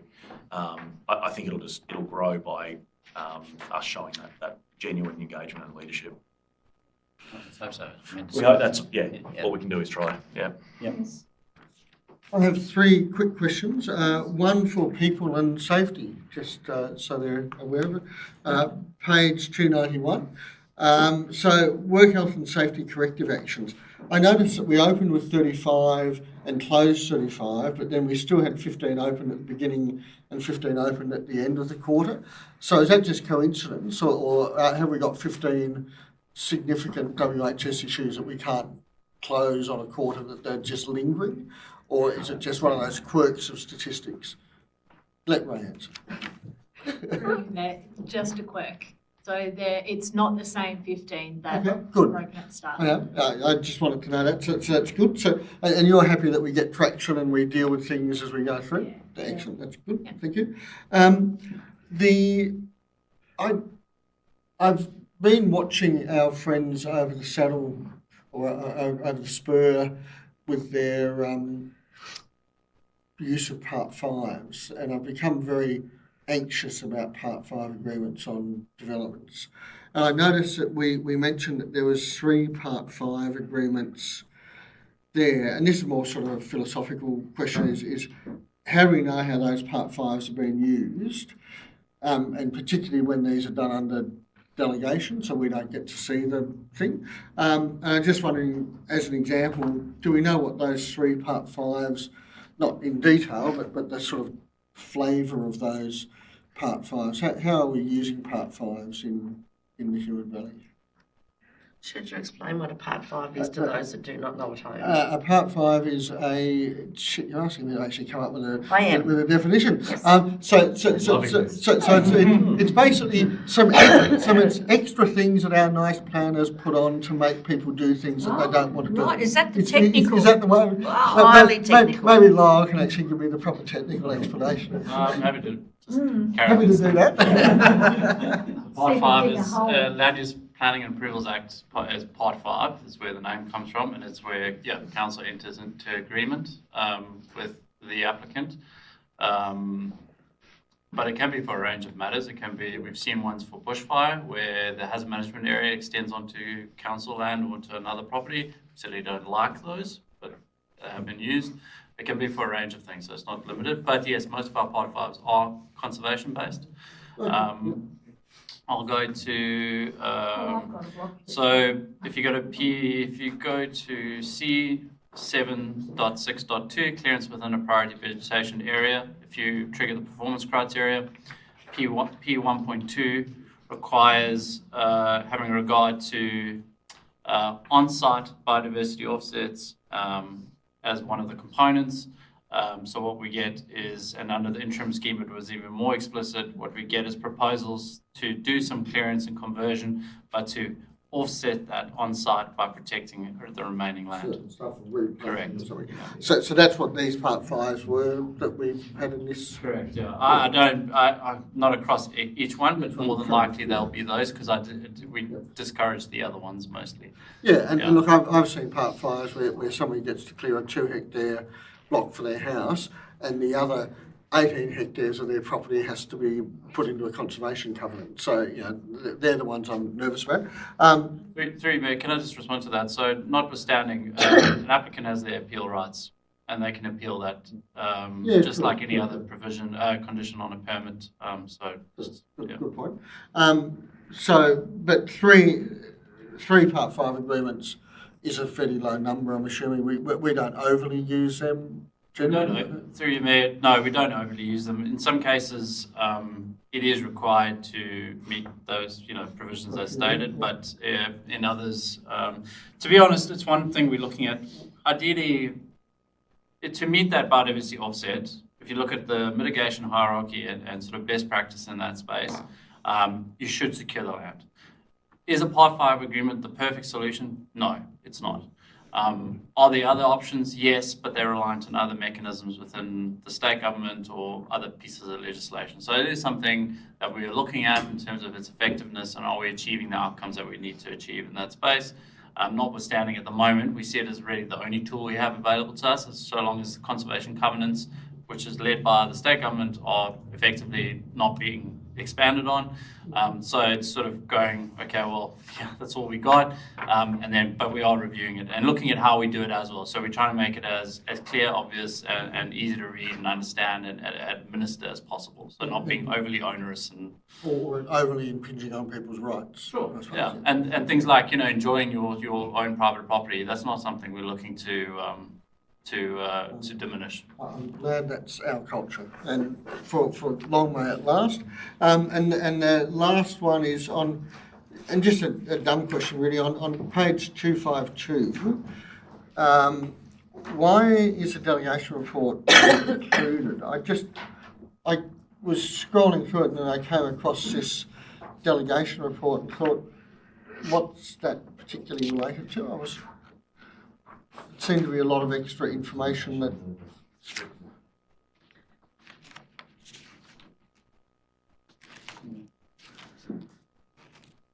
Page 252. My thing's all grumbled and I can't find it. Yes. Through you, we are all having that difficulty with our technology. The report that is done under delegation is where there have been 2 or less representations, and the decision has been made by the CEO under delegation. So we still get to, because there's quite a long. So this form should be completed on all documents that require signature by the Chief Executive Officer. So it's for a application at that. I just don't remember having seen that detail. One time, yeah. Every time one goes under my delegation, so we've had one. And that's when there's 2. Okay, cool. Okay, I'll read them with more detail next time. Is that your 3? That's me. Yep. Through you, Mayor, can I just alert Councillor Jessup that you asked me a question about a particular DA around flood and siting of a dwelling. This is the one. Oh, okay. Yep. All right. I'm glad that got approval in the end. I'd heard all about it multiple times from multiple people. Okay, so do I have any others? Any other questions or? Councillor O'Neill, you don't need to. All right. All those in favour, please raise your hand. That's all, councillors. The motion is carried. There was no workshops in the month of June. Councillors, 13.1, answers to questions taken on notice. There was 2 councillor questions taken on notice from the previous meeting. Councillor Gibson, the answers are there and in the minutes. There was no councillor questions given on notice. Councillors, are there any questions tonight? Put your hand down, you've had your turn. Yes. Thank you, Mayor. That's fine. Totally unrelated to anything, but That's okay. somebody's asked me to ask you, please, friends of Garden Island Creek people or around that area, what was the initial reason for removing the boat ramp? And do you feel like it's contributed to the erosion on the beach? Same person asked me. Was that directed to Councillor Rose? Well, it wasn't, but I did sort of peer in his direction before I spun around to you guys. No authority in that area. I'm just a resident as well. But I'm honestly surprised that those questions still are being asked because the community has been across this for quite some time. So maybe, I don't know who this person is who asked you this question, but maybe you could suggest they talk to their neighbours. No, Serious though, they probably have been told by the looks. I don't think they're really accepting of the... Yeah. Well, that's not going to change anything then, is it? Because if they have, they don't like it. But just for my own interest, why was the boat ramp removed? It was unsafe. Oh, well, I did sort of think that probably was It something. was underwashed. Yeah, okay. Like, it was just like. It was a crowd. Yes, it's Crown Land. Yeah, it's Crown. It's Crown Land. But that's only what I've heard. It was unsafe. Nobody knows who removed it, and nobody even knows who put it there. Apparently. Okay, so council didn't remove it. Crown. It was Esperance Council days, wasn't it? I don't know. See, I was told we removed it, and I wanted to know when, because I couldn't remember it happening. Blame for everything. Yeah. Okay. Your fault. Well, see, I have achieved something, because I was sort of thinking that, well, that's why I asked the question, because I was told that council had removed it. Okay, thank you. Not our monkeys. No, you Okay. can ask a question, now put your hand up. Thanks, Mayor. And so some of these questions are going to be How many? God. for some, and I have actually forwarded, so I can probably get quick answers. I won't give the whole question. I'll give them to Olga to put on. But the first one was about memorials, about the lights at Huonville, and 3 parts of the question is, well, and it's one slightly related. Have we heard about Franklin? Didn't we put a grant in for money? The grant, we have actually had recent confirmation that we have not been successful in that grant. Oh, it's a shame. It's a shame. Okay. So Haven't had a chance to unpack that yet, or even talk to you guys about it yet. But yeah, we were unsuccessful, and I'll get some more advice when we have that. that will upset the people who use that memorial. And the second question, I suppose, or second part of that question is, lights at Huonville Memorial went out, and again we've had conversations about this. What was the process by which the lights weren't restored? And if a resident has a particular issue with that, who should they go and talk to? Because I don't. My understanding is they're not our lights, but I think, like you said, there had been some consultation. Yeah, I'd say the best place to go and talk to about that would be the Veterans Hub and the Anzac Day Committee, who are really the ones that have the care and love for the cenotaph in the absence of not having an RSL club in Huonville. They're the ones that have community members that have stepped in and have worked in concert with us to do this. So there was a fairly significant piece and some corrections that were in the Huon News not so long ago about this exact same matter, because it does keep coming up. We consulted with the the group that had got together who were actually active and doing something positive to support the cenotaph. It's not our asset. There's no one else that's really looking out for it. So in 2017, this goes back to when we did a whole range of upgrades. We installed, that's where all the decking, the flagpole, all that kind of stuff came from in consultation. We then unfortunately had theft going back 3 years ago of those lights. And at that point in time, working with that group that are doing the Anzac memorials, the ceremonies, etc., we're going to get this a different solution, do the uplighting that is temporary. That's where we're at, and that was done in consultation with that group. Is uplighting temporary, did you say, or? So the lights are put out for the Anzac service. So yes, it's not uplit all the time, and I understand that there are some members of the community that are disappointed by that. I'd encourage them to go and talk to that larger community group whose interest is in these cenotaphs. So talk to Veterans Hub, it's a simple answer. Yep. And secondly, if they weren't happy with that, they would write to the Minister for Veterans, because who owns the Senator? It's actually owned by Minister Barnett, isn't it? Veterans. Oh, Veterans Affairs, yes, Yeah. that's correct. Yeah. Yeah. So it is. Yeah. We mow the lawn around it and Yep. dust it, but we don't maintain it or fix it. Well, what we do is seek grants, like in 2017, and we do overhauls like that, just like we went for this latest grant. So each time there's a grant that comes up, we try to take advantage of it to do some sensible things to improve them. We do it, and so they should talk to that wider Happy with group. that? Yeah. So I can give them that feedback. Second one, Mayor. Again, at very short notice, I was able to deputise because I was home up the road at the Port Huon launch. And I think that's a great job that we've done at the pool with the change room. With that pool. Yeah, I know.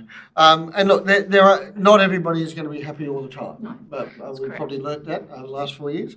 But largely, I'm pretty happy. But look, putting my disability experience hat on, I think if you had any sort of muscular condition or were in a wheelchair, the access to the disability change room would be really hard. That's a heavy door and a heavy controller that they've tried to fix, and also the access into the pool. So it would be difficult without an automatic door opener. So just wondering if there's any funds left over, and if not, what would roughly be the cost of a auto sort of door openers? I think you know the answer to this though. There is no money. Maybe not. Whether or not there's money, this wasn't in the scope of Wasn't in the the work. scope. So we've obviously done Can it be works. added? Sorry. Can it? Because I might have got a hint from somebody who went in the opening that it might be under. But as we've talked about before, we are disciplined in how we spend our money, and the scope was to maximise the benefit for everyone while also delivering facilities that meet the code.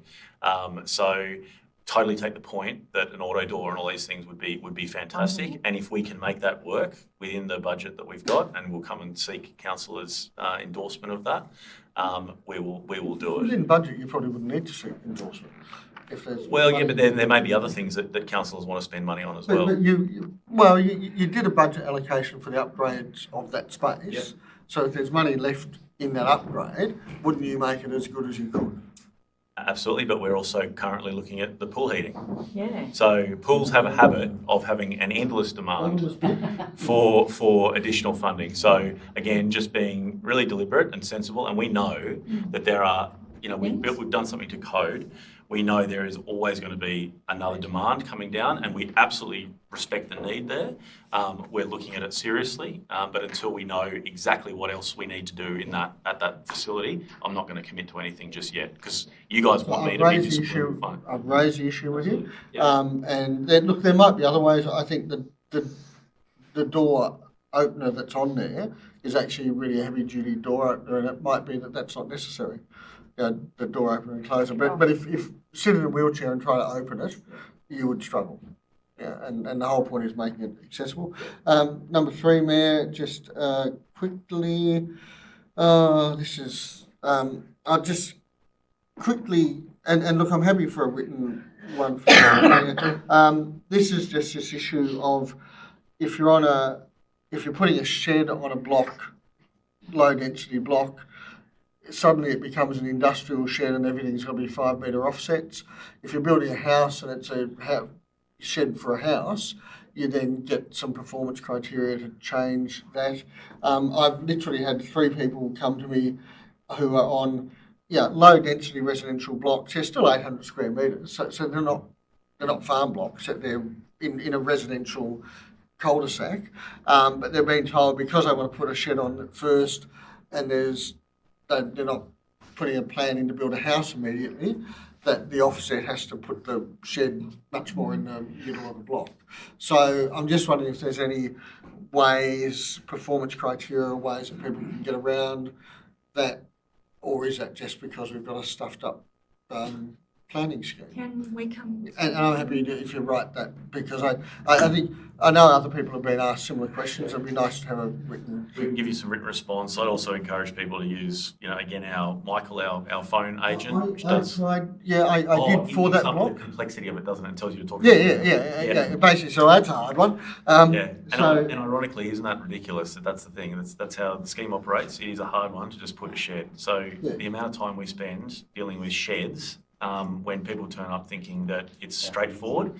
So sheds are one of the items that, believe it or not, we have in front of the minister to try to smooth out shed permitting processes.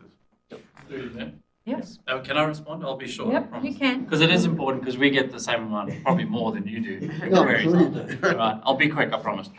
A shed without another use is considered storage as a use, so we have to apply a use clause to it. So if it doesn't have residential with it, it's storage. You store stuff in a shed, that's prohibited in residential zones. So you go to the next level. So the state obviously picked that up as an issue with their planning scheme. They introduced what they called a shed on vacant sites exemption. The problem with the shed on vacant sites exemption is that it requires a whole bunch of things to allow that exemption to be applied. And one of those things is the frontage, side and rear setbacks are not less than the acceptable solution setbacks for the relevant zone. When you look at low density residential, that's 8 metres from the frontage and 5 metres from the side and rear. The other thing to also look at is it is located on the site so that a future dwelling can be built between the shed and the frontage setback. So even if you go to the 8 metres, which is the minimum, you then need to make sure that a house can be built between the shed and the outbuilding. So what is a simple exemption is not a simple exemption, it's a pseudo assessment of a whole bunch of acceptable solutions to make sure it happens, and then the applicant is required, if they want a shed without applying for a residential use, they have to meet all those setbacks, and they bang in the middle of their property. So that's why. That's exactly what the person said. Why am I putting a shed in the middle of my property? So you're receiving customer complaints who think they're like, my shed is exempt, yet council is doing all this stuff. And the difficulty with this is because the shed planner, the shed company, put that in to us, and we're the villains for saying, no, you can't do that.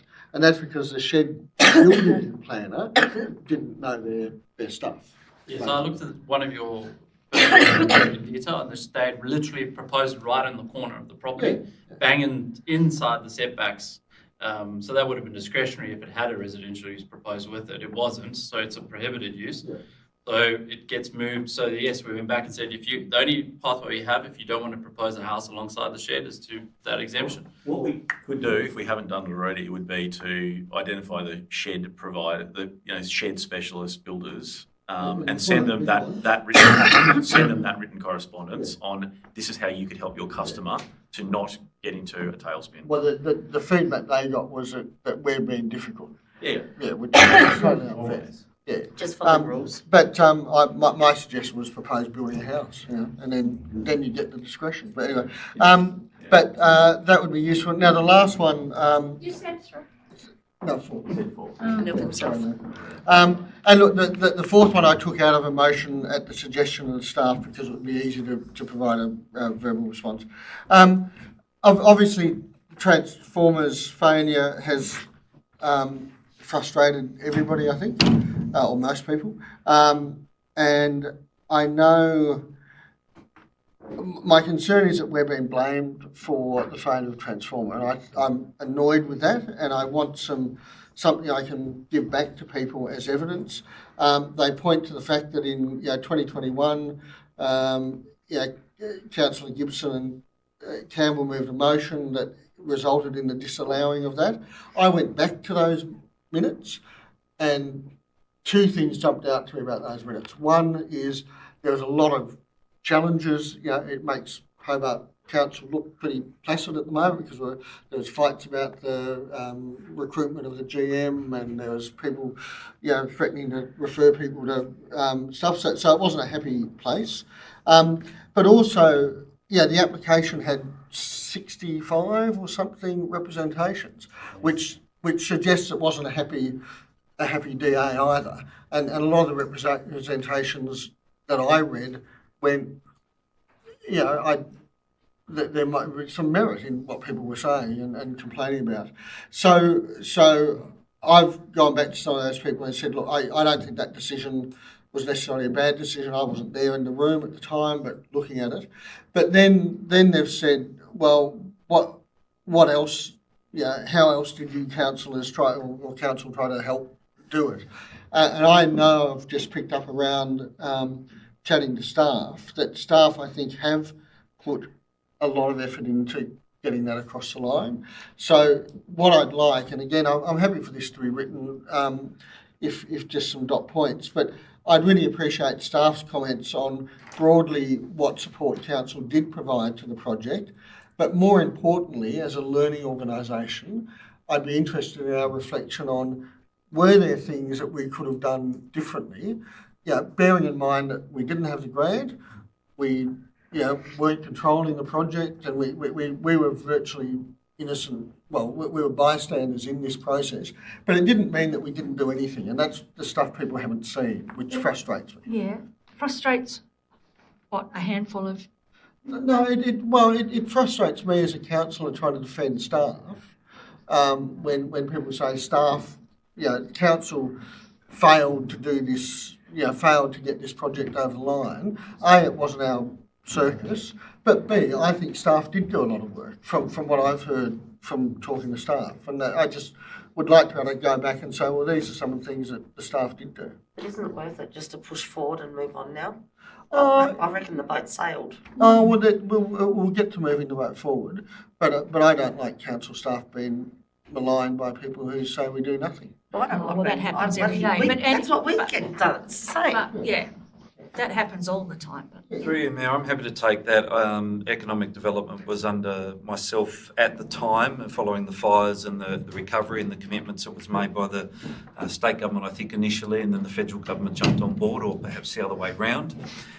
Certainly, all those grants and everything were direct to the proponent. They weren't through council. Council wasn't consulted as part of that process. The proponent, to their credit, did consult with council. I think there was a workshop with councillors very early on, and also a number of meetings with the Economic Development Officer, and just looking at opportunities throughout the Huon Valley as to where this, whatever this was very much a concept at the time, could go. At the end of the day, the proponent made all the decisions in relation to it. The important work was done by across two general managers, and even not much into the current one, but two general managers and two mayors in relation to a very strong advocacy in relation to funding. So basically, as the years went on, the cost of the project kept on going up. The gap between the grant funding and what they needed grew greater and greater, and there was a lot of advocacy that was done at the time by the current mayor and the former mayor particularly. And then development-wise, I'm assuming that our development staff provided advice during the DA process, both DA processes, I'm assuming. So, yeah. Yes, we were also heavily engaged in because it was early days for me here as well, but a lot of time spent with Parks as well on their That took a year delay. their subsequent stuff. So we did a lot of advocacy and an inordinate amount of toing and froing on that part of the permission as well. So yeah, council did a significant amount of work, and meetings? just But the reality is, it's interesting our sphere of control is it wasn't central, we didn't own it, but it was an area of advocacy that we did support it. So that's sort of what I've said to people, but I just wanted to hear, it said in this chamber, and I think we should all support that the staff did a lot of work, and it was a bugger that didn't get across. But, that's the end of your 4 questions. Okay, so any other questions? I almost raised my hand, but not. You can, if you want to. No, I'm good. Okay. All right, now we're on to 13.4. Notice of motions. There is one notice of motion for tonight's meeting from Councillor Gibson. Councillor Gibson, do you wish to move that motion? Well, just with further to what Councillor Jeffrey was saying, with Mona pulling out of the Transformer project, it appeared that the 2019 funding that was pledged to the Huron was going to evaporate. So I put in that original motion to secure that. Since then, the community support in the Far South has grown around the same objective. And so to allow the community to drive the process, I've revised the motion and I've sent it around to councillors, but I'll read it out. just 1 second, sorry. Just through you, Mayor, you need to move the motion that you lodged. You can't amend it. There needs to be an amendment by the meeting. So somebody else can amend it. Correct. I can't move this motion. You can move the motion that you have given notice of. Which is not the one that You you're... cannot move an amended motion. Why not? Just Because out of the, interest. general regulations say so. Okay. I can give you the exact provision. And the seconder can't move the amendment either, can they? Correct. So whoever seconds your current motion can't then move your amendment. Right, so how do we get around this then? Through you, Mayor, the motion gets moved as it is. That gets the discussion point onto the table, and then an amendment is moved by other than the mover and seconder of the motion. We haven't got a, we haven't got a second anyway, hadn't we? Not yet. No. Okay, well, I'll just move the motion. Okay. Just, councillor Gibson have a seconder? Yep, councillor O'Neill. Thank you, councillor. Can I foreshadow an alternate motion? Is that the right word? Not in these circumstances. You would potentially move an amendment after Councillor Gibson's had the opportunity to speak. So yeah, you can speak about what you're talking about around your amended version. I hope everyone's keeping up. That doesn't make any sense.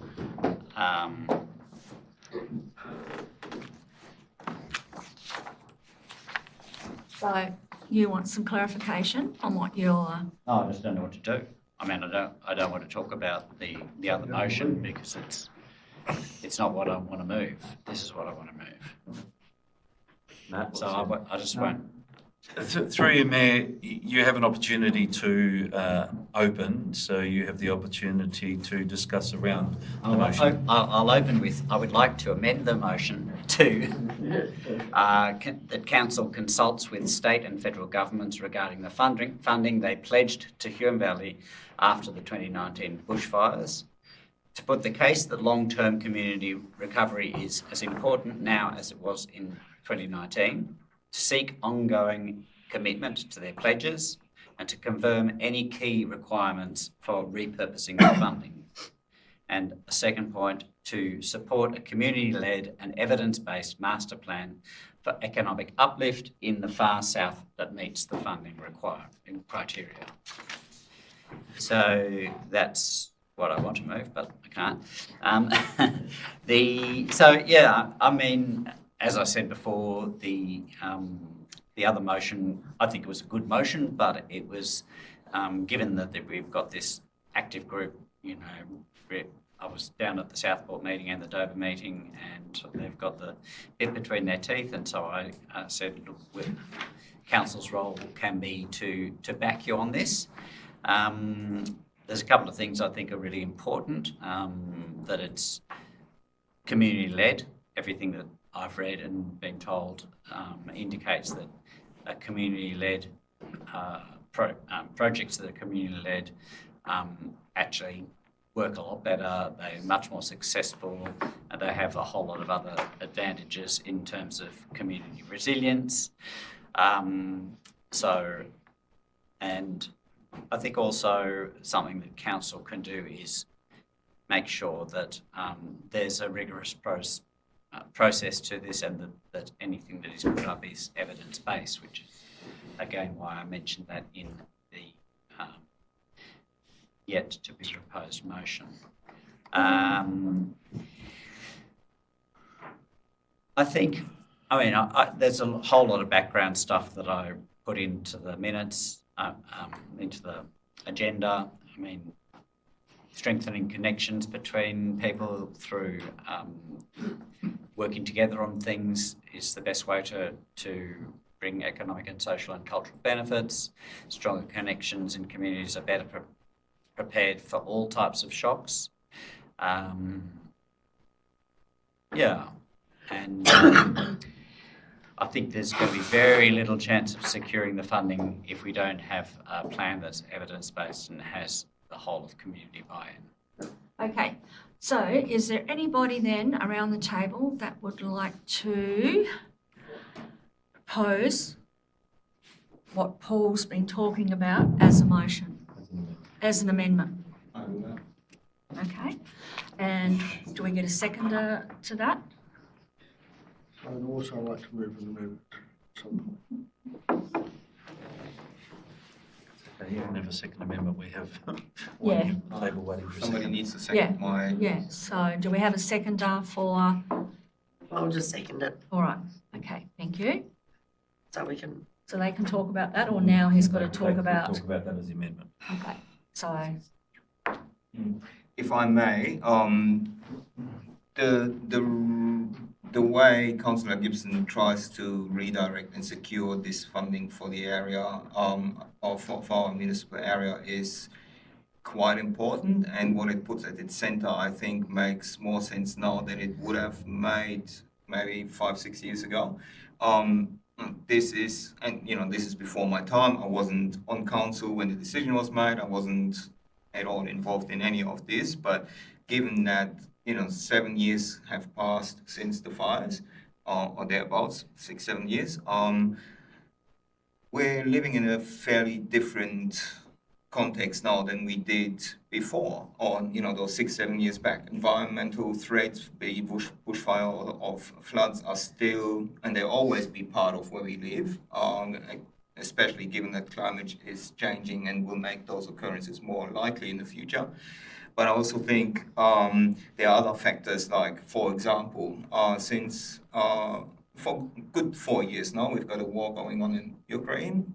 Since February this year, we've got a war going on in the Middle East, which is escalating, still not calming down, with significant, impacts on everybody around the world. And I think areas like ours, where we are dispersed, where we live remotely, where travel and travel expenses are a significant part of our daily cost, this is all putting stress onto our communities and building resilience against the multitude of challenges that we're facing, be it environmental or be it economic. I think is very sensible, and having this as a community-led approach is a good way to address the issues of resilience in a more contemporary way, I'd say.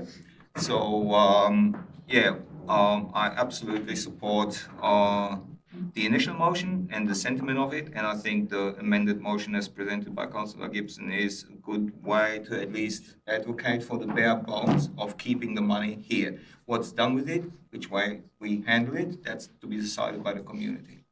Okay, we're just getting some advice, just a minute. So we'll just hold it there. Just for a Can I tick. speak against it while we're doing the advice? Not separate to me, I meant moving. So we've got to do a vote.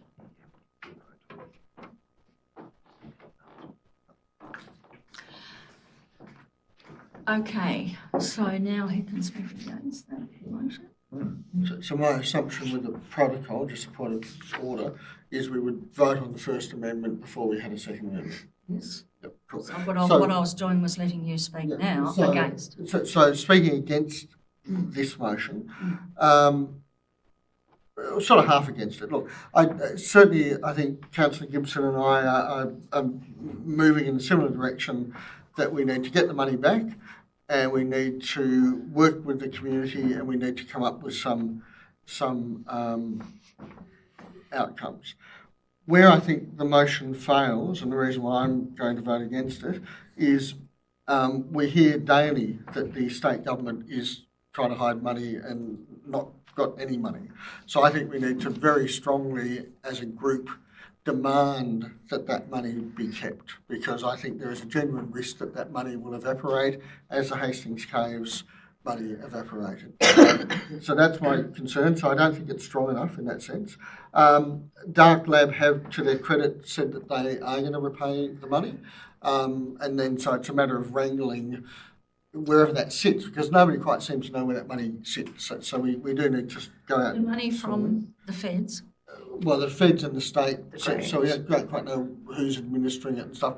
So I think we need to give the general, we need to give the general manager a strong backing to seek out that money and call for it to be honoured, because I genuinely think there is a risk of it not being honoured from the information I've received. But the final reason why I really don't strongly agree with Councillor Gibson's motion is, the far south was significantly adversely affected by the fires, and there are still businesses that are struggling as a result of that. And there was a focus with that work that it would foster community tourism activation and tourism activation in the far south area. I don't think that's far off. That's from what you said earlier. What I would like us to be calling for is that, and this is very similar, and I've talked to the far south people, similar in a way what they're asking for. I think we need to very strongly call for a evidence-based master plan, not just what people want, but we actually need to go do some proper tourism research. And this is a sphere of research globally, but in Australia there are experts who can provide some really clear guidance to us. We need to know what the strategic enablers and limitations of tourism in the south is, and then we need to call on the government to use that information to put out an EOI as quickly as possible to seek tenders. And that both the research and the EOI should involve community involvement. And it could be the Resilience Canopy might be a project that would be funded, for example, but equally some work at Tahoon might be funded, or some work on fixing up the trails that are falling apart could be funded. So I think we really need to get this money targeted in the right direction, but then actively chased and spent. So that's why I just think Councillor Gibson's motion is not quite hard enough. Okay, so we now go to the vote. Other people might want to talk. I wouldn't mind having a little chat about that for a minute, if that was okay. Yeah. Thanks. Yeah, okay. Thanks, Ben. Am I allowed to? Yeah? Oh, thank you, Ben. Both really good motions, but I think they're quite different in nature. I think what we need to be careful is with too much focus on tourism. We're not in the business of tourism. We need to be very careful. We got rid of our economic unit, what was it? Economic development unit. You know, we're not in the business of tourism. So if we focus too much on tourism, it becomes something other than it's not. But on the same token, I believe that we should be empowering people to be able to use their money if we get it, when we get it, hopefully. No, well, we won't be getting it. We'll talk hypothetically. But I also don't think there's time for a master plan, and how much money would that remove from the... 150,000? Yeah, that's 150,000 that could go to somebody else, though. You know, I mean, I'm not sure how we delegate and monitor that, but I think... You know, and I had a conversation with Councillor Gibson about this, and I would have had it with you too if I'd gotten your phone call. You know, I'd like to see some of the money put towards Hastings or something like this to get that back on track, because that is a tourist thing. It's already established. It's not something us establishing as a touristy thing. Which sort of keeps our foot in the door but removed from the business, if that makes sense. But I'm just really... am I talking really loud because my ears are blocked and I can't hear? I'm just really cautious about stepping into more business than what we should actually be doing, but whilst managing money, but helping community.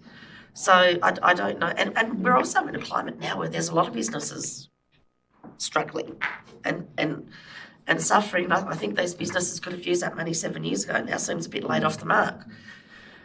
So how do we then bring a bulk amount of people to them? Perhaps we could, I don't know, how do we, I don't know how you do that. I can't see you know, there's this lovely pool and parks and caves and it's not open and there's $3 million sort of, we don't know what to do with it. It makes sense to inject it in, but I don't know how you facilitate something like that. Okay, we're going to come So through you, Mayor, and this is where I draw your attention to the letter that we received from the Fair Go for Far South that I distributed the other day. So... Did I get that? Yeah. Oh, I may not have read that. Okay. So all they represent community interests in the Far South, tourism and just social connections. They're referring to, this whole thing, this tourism focus was about that economic uplift as a disaster response, and clearly things haven't recovered sufficiently down there anyway. The fact that we're not in tourism doesn't mean that tourism is not a really important part of our economy, and both both motions that we've seen have been substantially, are effectively in response to that, really positive. And I really want to acknowledge the positive effort made by that group, organising public meetings. They had 30 people in Southport last night. They've got others. They're getting on with it. They're being very positive, and they have a plan. And effectively, this is a really great example of what our whole livability framework is about. We don't need an economic development unit that's not a specialist in tourism. That we need to get out of the way of some of these things and support that group to deliver on the original purpose and meet that original expectation. But what's missing, and when you were talking about, the pool would be lovely, the Ida Bay Railway would be lovely, there's all these things, but there is no plan. There is no strategy overarching, which is in both. Yeah. And until you have that, and a modest spend on that is the missing ingredient to then go to not just pick a favourite out of nowhere, which is what actually happened with Mona's thing. We picked something, it didn't align to any strategy. If we actually have a strategy and then invest based on the recommendations of that strategy, it's a fair way to do it. It's an evidence-based way to do it, and it's something where council can be a stakeholder and a supporter on the critical things like what are the transport arrangements that are going to be needed to facilitate this destination piece? What are the guest accommodation? Where are the workers in these things working? That's where council should be playing as a stakeholder, not pretending to be a tourism specialist. And we could, with the group as described by that Far South group and is trying to be encapsulated by these motions, we could get the right, have an EOI for an evidence-based strategy to be done. We could then get around and go and really support the delivery of. And that wouldn't be us doing that EOI. The figure came from the Far South, by the way, that they suggest 150. And I think that's one of the things that they're advocating for, is that somebody like RDA or somebody manages the process. So we would be a contributor and a receiver of information, I think. Correct.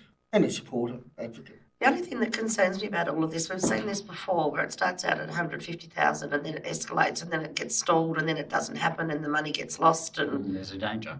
there's a danger.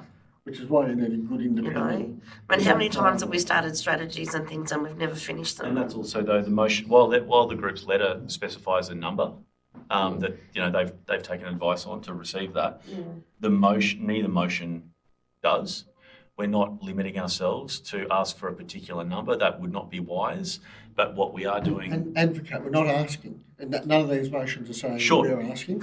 Advocate for. Good clarification. But what these motions do advocate for is an actual identifiable a project. You can't... There was a lot of noise originally on social media. You can't just go, there's a million view and a million view. I get that as well. Yeah. I think this is it's a reasonable and justifiable ask to see if it's possible, and we can go from there. Sorry. Yep, and then Toby. Sorry. So what does that process look like? Like, how would that begin? How do you begin to get money? So it's advocacy. So what this would look like is if we decide that this is the thing that we want to, this is our position, we will have a media release out tomorrow. Ideally, if this is in concert and is in line with what the community in the Far South have told us and we've listened to, both motions have listened to the community, which is great. Ideally, that we'd also get quotes from the spokespeople of those groups. That would be in our media release. I've already spoken, and so is the Mayor, with multiple local representatives at the state level. So we would be sending that to them, requesting that they also add their support to this thing, calling for this reasonable approach in the Far South.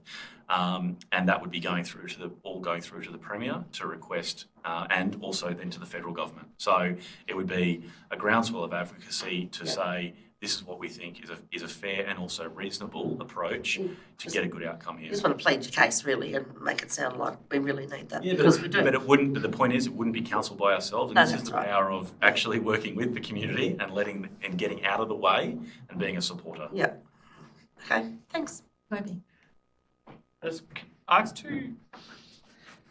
I have felt that this conversation has been a bit premature in a way, in the sense of community sentiment, but I appreciate that there's an sense of urgency and importance to maintain and keep this money in the far south. There's two things I just wanted to clarify historically. The bushfires final recovery plan, which this funding came out from in 2018 and 19, was that specific for tourism or was it specific for recovery?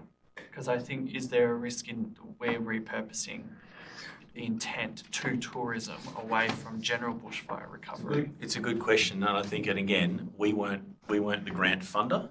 We have not had anything to do with this. So an expectation has been set over many years that the response to recovery was an economic stimulus via tourism. That's still there. So at this point, we're not changing anything, but and the funding bodies made that determination back then that was a reasonable way to go. Because I wonder if actually read out the specific 4 points that they put as the stipulation. I was 17 back then, so.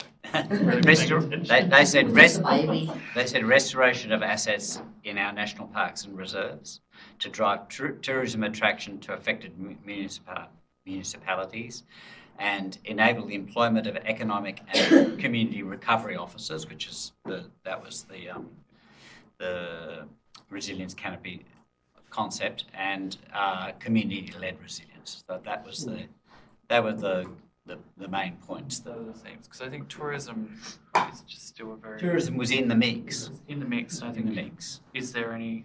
And I don't know. Resilience and community recovery. Is there any concern from, because I don't know the answer, but in excluding those other original parts of what this funding was I intended don't think either motion does exclude it though, because what I'm saying is put out an EOI, and there's certainly, I think there's a strong argument for bottom-up led tourism and activation and business sort of type stuff. So you're supporting the local bakery to do scallop pies or something. Not necessarily disagreeing. In answer to your question, that's why I had point C, confirm any key requirements for repurposing the funding. Not disagreeing with any points. I think it's just trying to understand that historic context for myself. The other part being, and this might be a little bit, I don't know, what is the far south? And because we've spoken about Dover and Southport and Hastings, but the actual region that was impacted by bushfires was Port Huon and Franklin and Geeveston and those areas. And I have not seen as much engagement from those areas yet. And that's my point in thinking. It feels a bit premature because one community group, and that's amazing work, and it's not discrediting what they're doing. Are we not giving the opportunity to other areas of the region? I have not mentioned the far south. I'm not speaking and I don't think we need to pick, and I think the real risk here is to be driven towards advocating for a particular winner, and I think we need to be a bit above that and saying, look, it's a whole activation. If you're targeted in some ways, you lose and the energy's there, and I think that anything happening in the far south, they come via Franklin and that's right, and they'll benefit. People will come they get the benefits. And that's right. Yeah. It's about dragging people down. But it is very easily forgotten. The far south. But that's the thing, again, that far south language has come out because this has been going on for so long, and so all the media releases from Mona, etc., have all been about this is great for the far south. They've lost effectively through Transformer dying, and that they've got a significant feeling of loss. That's where it's come from, and this is compounded because we have not been a party to any of this. So it's very hard to answer these questions. It's not like our approach would be very different if we knew what the hell was going on, to be blank. So, but that's the thing, that both motions don't distinguish far south. They're talking about evidence-based strategies that would benefit the entire valley. And I think the interest is drawing people down into our most southernmost regions benefits the entire valley. That is a very likely outcome of any kind of tourism and economic. Exactly right. So I did have a far south point. Oh, is yours in there? In that sense, I do lean towards, not even just confirmation, but confirmation. So I suppose, could we combine them and make them one productive motion? Or is that going to be a no-go? Essentially the same. Yeah, well, if I've got more words, a bit more direct. Wait a minute. Just, you're not making it easy at the moment, because if you want to do that, we've got to adjourn the meeting. All right? So if that's what you want to do, tell me that's what you want to do. Otherwise, we're going to vote and you're going to speak up. I'm going to say they're going to put it to a vote. You're going to do your other motion, I gather. So we think, I mean, you know, how much more? Do you want to call a recess? Do you want me to? And I think the point of order is that if Paula's motion gets up, then mine disappears. So, but if it doesn't, there's the second motion. Lucas's motion. Oh, yeah, sorry, it's now Lucas's motion. Congratulations, Luke. Yes. Lucas has got the amended motion at the moment. All right. Okay. And that's what we're voting on. Amy, yes. Thanks, doing well, Mayor. We're still on track. I know, well. Well, I don't think I was. I veered off a bit. But I have a slogan about tourism, because that's a key part of this, where I think tourism begins at home. So you end up with an attractive place for tourists when it's an attractive place to live in, which goes to the point about whether this is a tourism-only thing or whether it's fundamentals. And so many of us live here because we can go for a walk up the mountain on the weekend, or paddle the kayak or whatever else. So I just thought I'd make that point about the fundamental underlying stuff that we want these funds back to address, that benefits our population and attracts visitors and supports the economy that benefits from that. I think it's really relevant, the earlier question, to ask what we could have done better, because we must not repeat the same mistake. And I'll just point out, CEO, that you were talking, so I was going to say that good governance, you know, are we a supporter or a facilitator? You mentioned that part of the issues were because we were not a party to the agreement. So we had no direct stake to say, hey, I need to hold you accountable.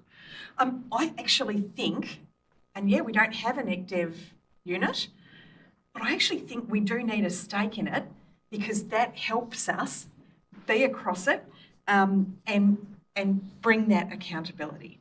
So that's the good governance process that changes where that money goes and what it delivers this time round. And so a couple of keywords from the Far South letter was waited patiently. We waited patiently. Oh, I think that's probably where it fell over, because the oversight, the accountability disappeared. Sorry, nerdy governance stuff. So I think the motion needs to be, it needs to put the order for that outcome. And I think it needs to be assertive, not just, so the 3 points in Lucas's motions are put the case, seek, confirm any key requirements. Like, they're very gentle words, and I think we probably need to go out a little bit more gung-ho than that. I think we need to be specific about what we're seeking and intending to do with that, and have accountabilities for that. Now, part of that, I mentioned that we had stepped back from ECDEV. Okay. We can't go forward. So we're repeating the same mistake if we do go forward without some sort of plan. So I think that the idea of funding some sort of plan or strategy, yes, it takes time to write, but if we don't, we can't be specific. We can't be sure what accountabilities we're after.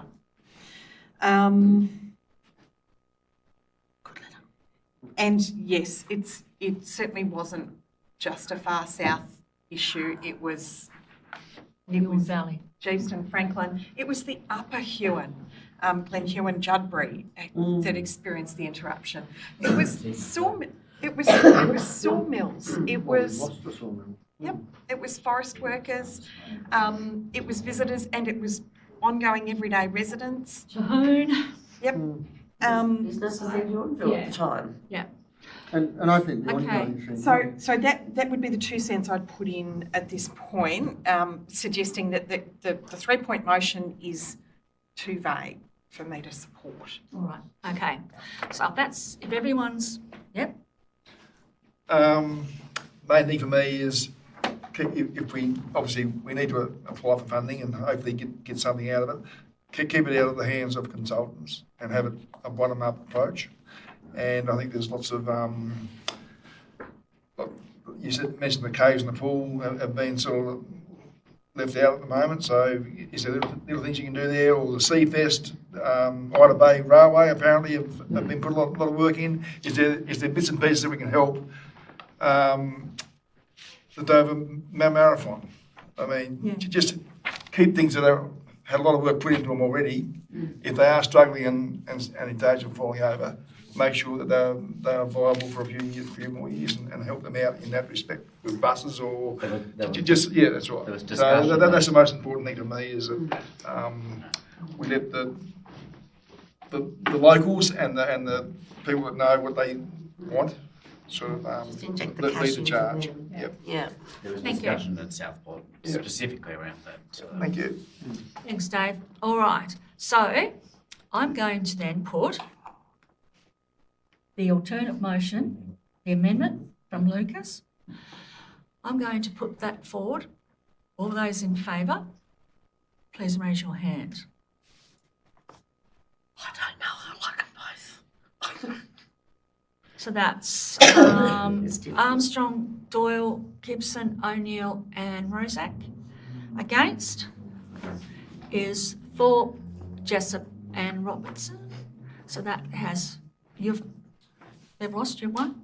That's it. That's it. And then it becomes the motion. The amendment comes the motion. So now we've got to vote on the motion. So I can't then amend that motion, can I?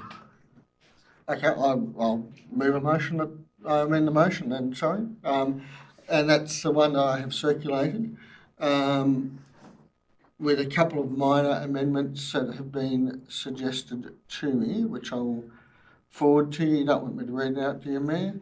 The minor amendment calls on the state and federal government on point 3. And Councillor Rollinson has just suggested at the end of point 3, we call it establish an activation plan for the Huon Valley.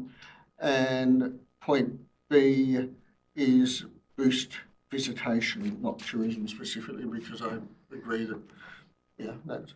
So I'd like to move that amendment, and the amendment goes from that council semicolon. I think then the rest of the motion just swaps over. Do you have a seconder for Mark's motion? Councillor Robertson? So now we open up for that. Yep. I will be very quick, Mayor. I think we've talked about the points. I think Councillor Gibson and I are very similar. We've listened to the same people. I just want to move a bit further.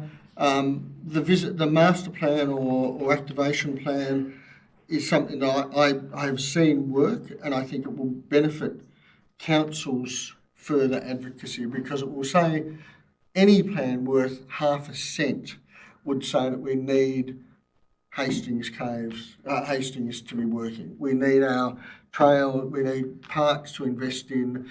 We've got closed parks because parks don't have enough money to make our walking tracks work. Why do people come down here? To go walking. So there's a whole heap of dumb that is not being done at the moment. So, and I think there are some people that the Far South group have been talking to who could, I think, contribute really well to a master plan. And I think there are some other people that we could do. We're talking about a $5 million-ish investment, so 150,000 on 5 million is... Well, it's substantial, but it's a good... No, but I mean, the 5 million is substantial. Oh, yeah, that's right. And then I think the final thing for me of my motion that's a bit different is and this again has come from the Far South people, Regional Development Australia are auspicing our Southern Tasmanian Council Network, which also has an interest in activation plans. So it's the same group who are doing that, so we're not wasting money by getting another group of people in, but it makes the thing that's frustrated me about this whole thing over the last 4 years is nobody's been able to tell us where things are at. There's been no transparency on this process. So I think you push it away from government, you make it a very transparent organisation with KPIs, and then they run the EOI, and then we get on with getting the money out to people. So I just want to put a motion that I think is a bit more forceful in a direction. And a couple of politicians I've talked to have said they want to know what we want. They don't want clouds. They want gate posts and doorstops. Yeah, Which will come from people with which comes The comes from ribbon to this. cut. Yeah. So A ribbon to cut at the end of it. well, at the end they want lots of ribbons, but what they want to know is when they're knocking on Erica Brett's door, they want to know that we want an activation plan, we want the money to be hitting the ground within next year. And that's, I think council is a supporter of people like Jane and Gary and those people who've signed that thing. They also need to be able to say, look, council's behind us. They want something to happen, and I think we all do, because we're all a bit sick and tired of hearing about what's going to happen. So should we be putting a timeline for master plans? Well, I know you said June 2027. And I think that they need to get to a point where they advertise in their EOIs. Amy and I did talk about could we sort of say March, and the sooner the better, but I don't want to make it that it's rushed and sloppy. But June next year, they should be 12 months. Yeah, and that's what it will take, I think, because we don't even know where the money is No, exactly well, now. So it could take 3 months to. Might not even get it. Yeah. Not even get it. So there's that, absolutely, isn't there? We run a real risk of over-prescribing. Yes, that's right. Yeah. Yes. This would be clear enough, and we can go shake some trees with Yeah. something like this. Yeah. I mean, I think either motion puts us in the direction of wanting to get the money and do things with it. Absolutely. So I don't. Yeah. They're different words, but they're the same intent. So Right. So, yes, Amy? I suggested the change of term to visitation rather than tourism because that links back to the original recovery plan wording. And what I like about this motion is it does push harder. It stakes the claim, but the RDA element of it actually gives us a stakeholdership and a formal relationship. Don't tell anyone. So we're not doing the work because RDA is. That's if it's them. You're You're surmising. Yeah. Yeah. But not, when we don't know which department it is, that's ridiculous. Anyway, I like the RDA possibility because council has a relationship and can have a relationship with them. So there's that ongoing accountability as a governance element. So I commend the motion. I'm happy with I it. don't know that we want to say it's been having too much of a relationship with people though. All right. Maybe. Okay. I think, yep. Something different you're going to talk about? Is it nothing that we've... Sorry. Yeah, no, Lucas first. I Yep. appreciate the notion that we have to stand up for our community and say, like, look, actually, you promised us this, or you promised this to the community, you better keep delivering this. I just wonder if that's kind of like, do we really have to remind the state government what they promised the community? And does it really matter what they promised it for? I would ask those questions. Because in the end, it doesn't matter. They made a commitment to send money down this way. Yes, it was for this particular project. Unfortunately, it didn't go through. Well, people have other ideas. So do we seriously want to explain ourselves why we still need that money after nothing has happened? Yeah, probably. And that's why I think, it is, whilst we need to advocate for our communities, I think we're not a stakeholder in this. We never been promised directly, like we haven't directly, council hasn't been promised the money. We have no stake in deciding how much of the money, where it goes, when it comes or not. We're just the entity that advocates for this money to come back here. And yes, we are making the point, but I also think the state government and federal, in their responsibilities in providing this money, should actually acknowledge the promise that they made in the first instance, and maybe not make us beg for money that they promised us. How about that? Paul? Look, I think the only thing I'd really vote against this on is the fact that it's not community-led, and I think that that's really a mistake. It's all bureaucracy and state government and RDA coming in, and I think that we've got a group of people who are really keen to lead this process, and it's their process, and we should be in a supporting role. Second and third lines of point 3. Legitimate calls for an inclusive and consultative master planning process to engage the Huon Valley community. That's not community-led. I've seen lots of those things before. I suppose my concern, talking to the Far South people, is they started on Sunday. That's when their organisation was born. I doubt if they're even incorporated. No, that's what That's they said. true, but there's a lot of elements that Oh yeah, no, I been agree with put that. through. But to put the burden of doing this onto them is unfair. I want them to be voices in it, and I'm happy if we can tweak the words. But I reckon if you were doing a master plan and Jane and Gary and people like that weren't in your face, you'd be in Antarctica doing it, because I think the community will drive this. Right, okay. So I think in a turnabout way, I think what you need to do is put these together. Are you going to be able to agree to do that? Or do you just want to vote on your motion?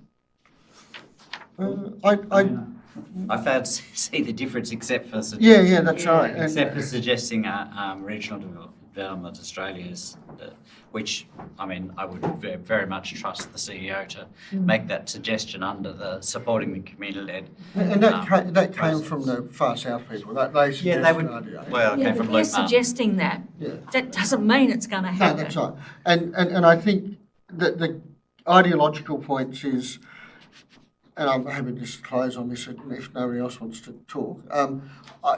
I think, Lucas, we have to not beg but demand. $3 million was promised for Hastings Caves at the last election. Some other electorate decided they had a bung toilet, and the minister, without even ringing up either of these two people, decided to bugger it off. That's unacceptable, in my position. I don't want that to happen again, and we've had hints that it's not going to happen again, but we haven't had definitive statements. Well, they started building the stadium, then he knew every cent. Well, that's right. But anyway, moving on from that. And so I'm just trying to find Paul's motion. I do think it is community-led, because the voices that will drive the master plan will be those communities. But it might not just be the Far South, it might be Destination Southern Tasmania. So there are a group of organisations. So I feel that there's enough in here. It's certainly not government-led, Paul. I don't want it to be led by the Department of State growth. I won't go there. But I think the rest of it is, I do think the motions are close enough, but it would take a committee to word out the words, and we'll be here for next week. Unless Matt has some magical sort of thing. I'm happy to adjourn for 5 minutes and sit down with Paul and see if we can add some words into this. I'm not opposed to that. All right. Okay. I'm open. Paul, you open? Are you open to that, Paul? Whatever, yeah. Everybody else happy if they try and put the two motions together? All right. We adjourn the meeting then at 8:52 p.m. Thank you.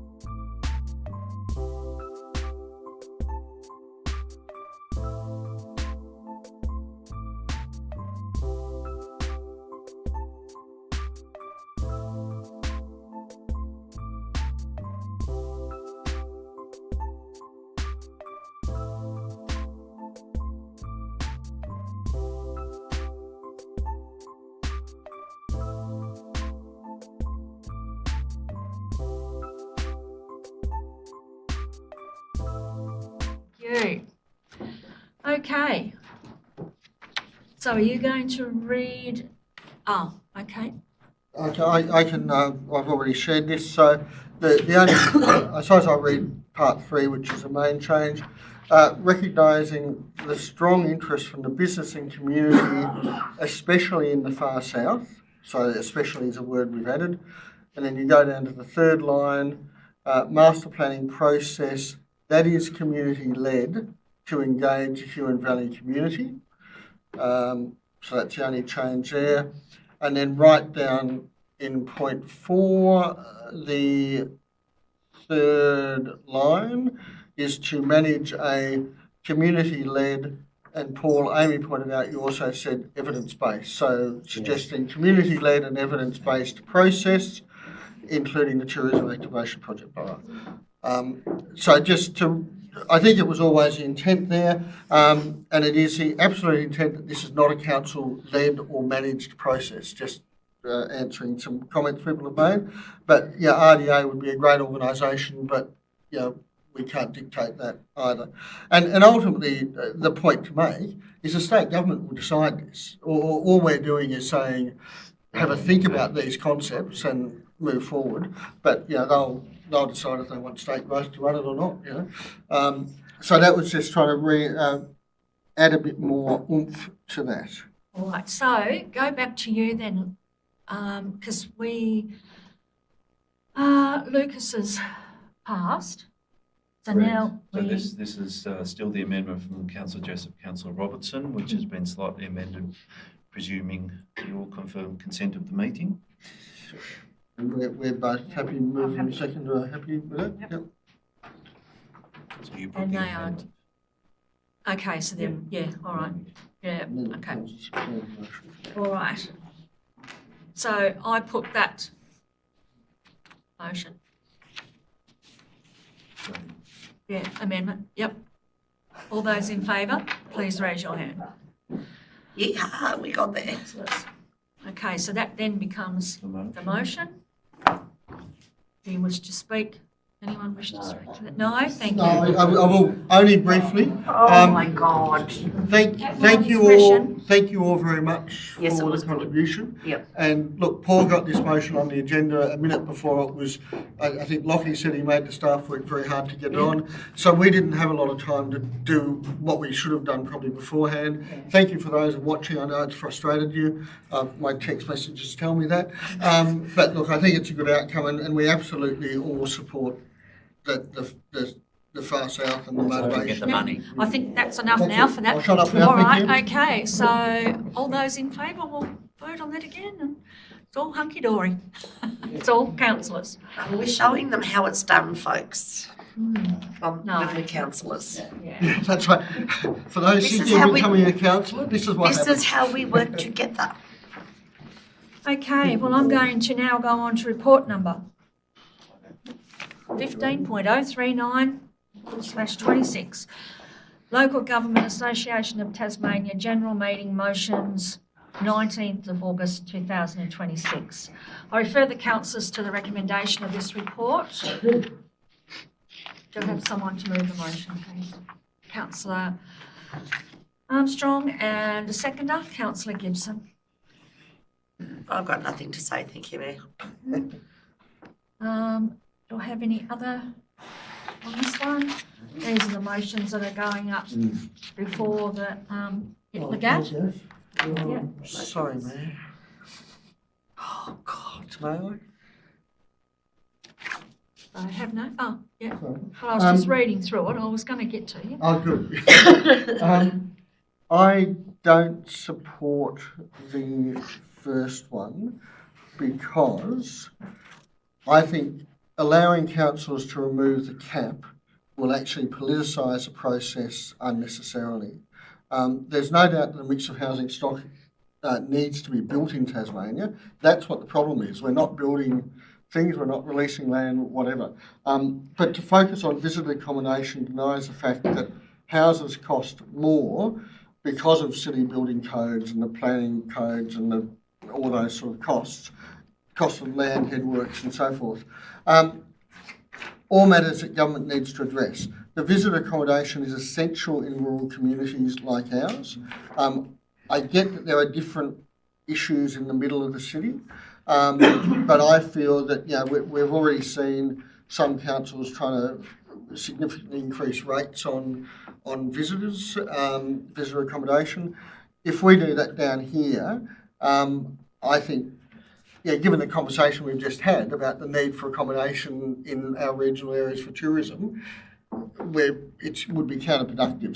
So I'm happy with a limit being the government sort of telling us all, steady pedals, because otherwise I could see that some councils would have $10,000 change of use cost or something like that. So I think I'm quite happy with what the government's put in place here. It's not the way to solve the housing crisis. All right, that's okay. Any other? I disagree with you, but I'm not going to say anything. Yeah, so I'm happy to hear the feedback if everybody doesn't think it's a good idea. I can see Councillor Jess's point.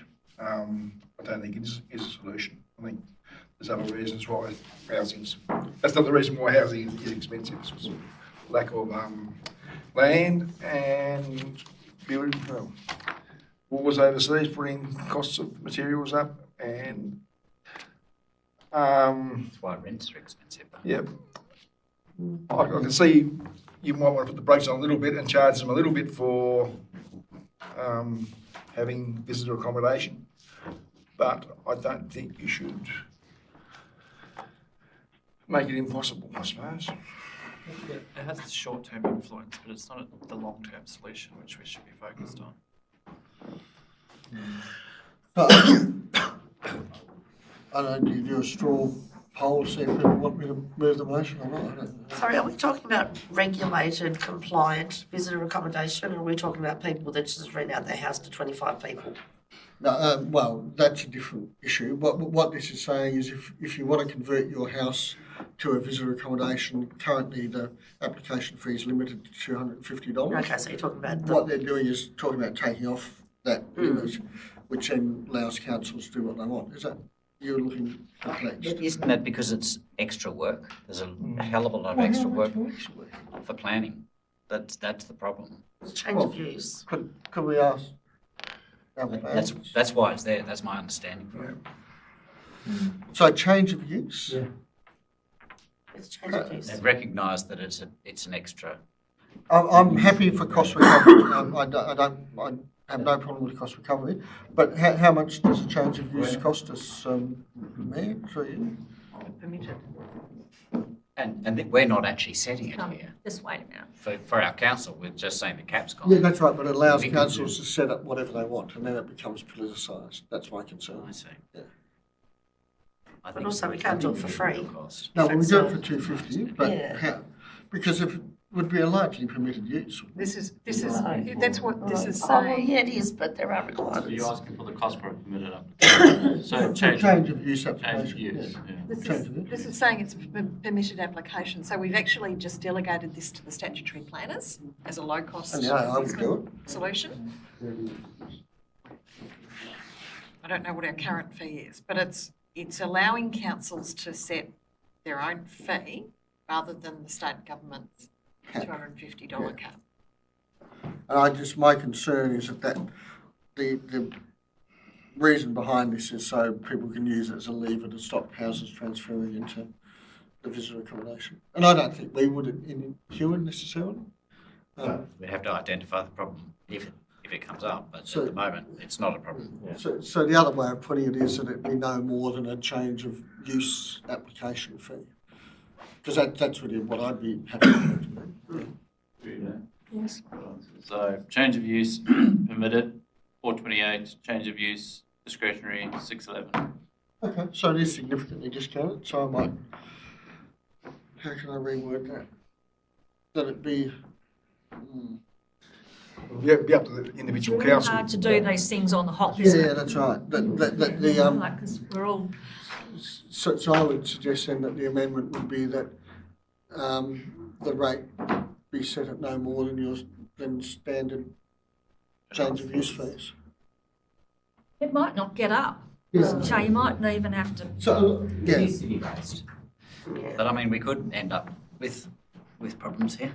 so, You know, so I would suggest then that all we need to do for now is to change the vote to oppose the change, and then it gives the mayor the latitude to be happy for it to be at whatever the rate is in each council area. So I just don't want to single out sort of short-term visitor stay as getting an extra rate. extra fee. Well, extra, cost. Yeah. So in other words, you're wanting our vote to be no. Yes. Councillor Jessup, is that not the second point? It says support a framework that enables councils to set cost-effective fees for permitted visitor accommodation application. Yeah, That's Yeah, okay. that's what we're trying to do. Yeah, okay. Having reread part 2, I'm happy to shut my mouth up and move on. Just likes to hear himself talk. I didn't say that, you said it. Okay, I was Councillor. channeling you, ma'am. Councillor Armstrong. Have Can I you? give him a golden microphone next meeting? Not sure. No, I'm good, thank you, Mayor. Right, so, I'm happy with that. all right, so I'll put the motion forward then, as is. Are you correct? All those in favour, please raise your hand. All councillors, the motion is carried. I know where you're going. Report number 15040/26, draft amendment 042026, state planning provisions. I refer the council to the recommendation of this report. Do I have a councillor to move the motion, please? Councillor Rozak and Councillor Robinson. Do you wish to speak to this, Lucas? I will look only briefly to let everybody know what's happening actually in here. Listening in and watching. I think it's just a minor change to some wording that's related to the changes that have been done to the Land Titles Office and how they issue certificates, or how anybody can prove ownership of property. That's significantly changed, and it needs to be reflected in the planning scheme so it's consistent. That's what we're doing. Yep. 3 paragraphs, I think, a couple words. That's all there is to it. Yep. So not much to say to it. Yep, councillor? Yes. Except that there's a bit of extra work done by staff in pushing further on one of the positions, which is talking about when a permit's been awarded under a previous scheme, the standards of the scheme change, and you can't tweak that bit of the permit unless you go and apply for a whole new permit. So, smart work, make the system better. All right. Okay, no more? I'll put that motion. All those in favour, please raise your hand. That's all councillors and the motion is carried. 15.04126, review of delegated authority. I refer councillors to recommendation of this report. Do I have a councillor move the motion, please? Councillor Armstrong, and a seconder, Councillor Gibson. Nothing to say on this one, thank you, Mayor. Do I have any other?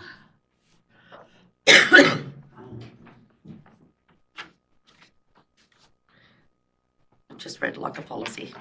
Yep. All right. Don't have any other? Yep. All right. I'll put that forward. All those in favour, please raise your hand. That's all councillors and the motion is carried. 15.04226, review of committees. I refer councillors to the report. Do I have the councillors move the motion, please? Councillor Gibson and Councillor Jessup and Councillor Gibson. Mayor, I will foreshadow during the discussion maybe removing 3 committees here for now. But and I'll talk about that after a bit of discussion.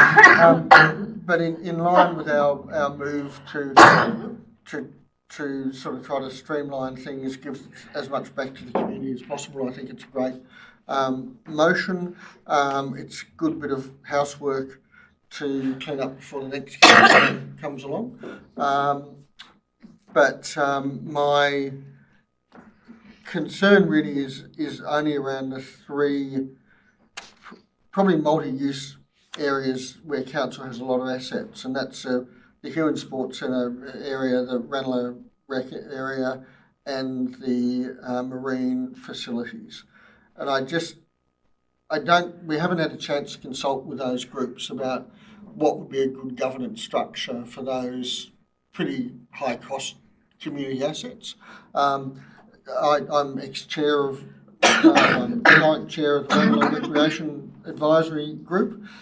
We meet when we need to, and we meet when there's strategic reason to meet. I've probably been a bit slack. We probably should have an annual meeting with those things. But it's an important use when there is debate, for example, about a new user coming into the area, or one user not maybe respecting the other users. So I think there is value there, and I think that needs to be a council-led meeting, not necessarily a staff-led, can be a council-led. So I'd be interested in people's comments on that, and I'm happy to maybe move an amendment that we think about how we do that, unless the CEO's come up with a brilliant idea. The other ones, health and wellbeing, I was chair of that as well. I think we've put in place a really, really good structure around the livability framework, and Anne's runs a great community network, and so I'm pretty happy that what was probably not as functional a group of 8 people is now a group of 38 people who meet regularly and contribute. I don't know enough about the arts one to think about that. The HR committee, I'll indulge a very quick defence of that. That HR committee resulted in a number of changes to our recruiting practices, and that was a key purpose of it. We changed our recruitment, our selection process, how we manage conflict of interest.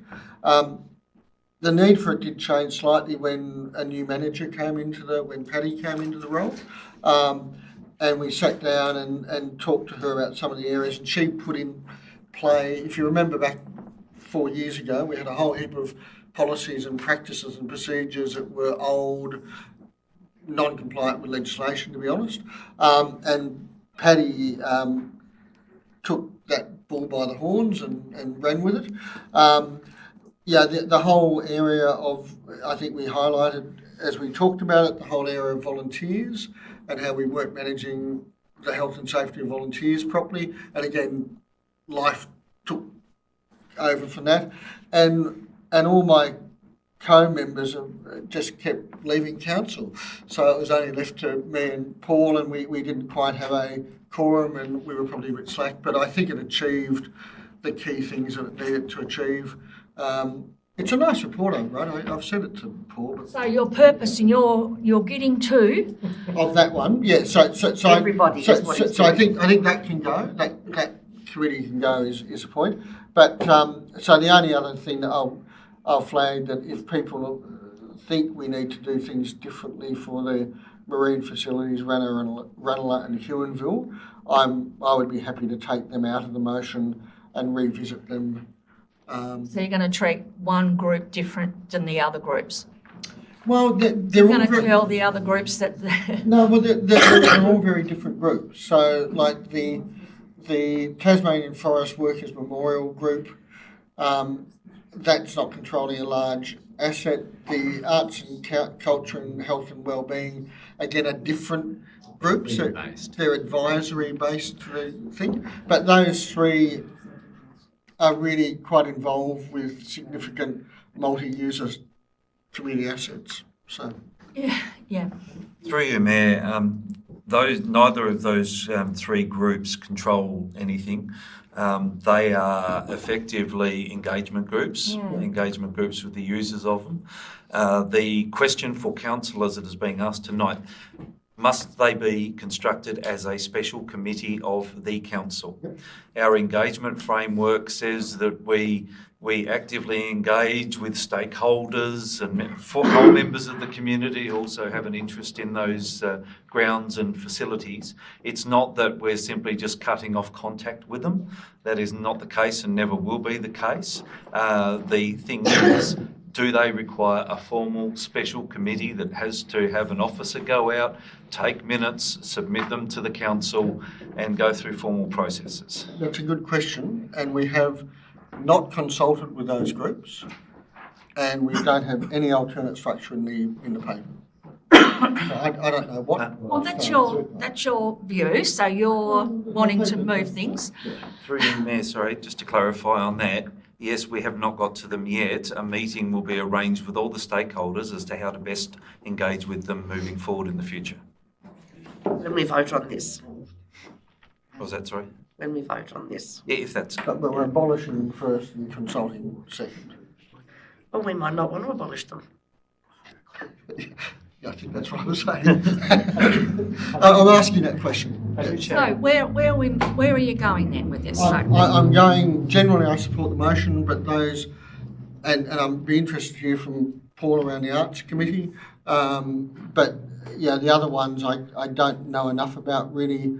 The Forest Memorial Workers Committee or any of those two, but the only ones that I have are the three that do have multi-users of significant council assets. Which they haven't had meetings but are functioning.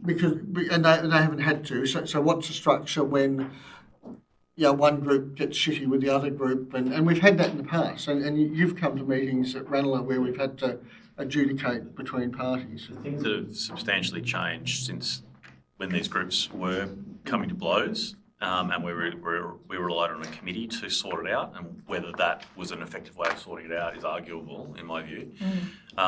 There's been a lot of work done by Frank's team on the user agreements that actually just clearly demarcate who is responsible for it at what times of the year, so that the sharing of those assets is genuine, and the responsibility is put on. So for example, there's quite an overlap between cricket and an increasing overlap between cricket and football seasons, and it's clear who's got precedence through those lease agreements, and it's clear that they need to sort that out because council only has that facility. We can't grow another oval to fix this for all the teams.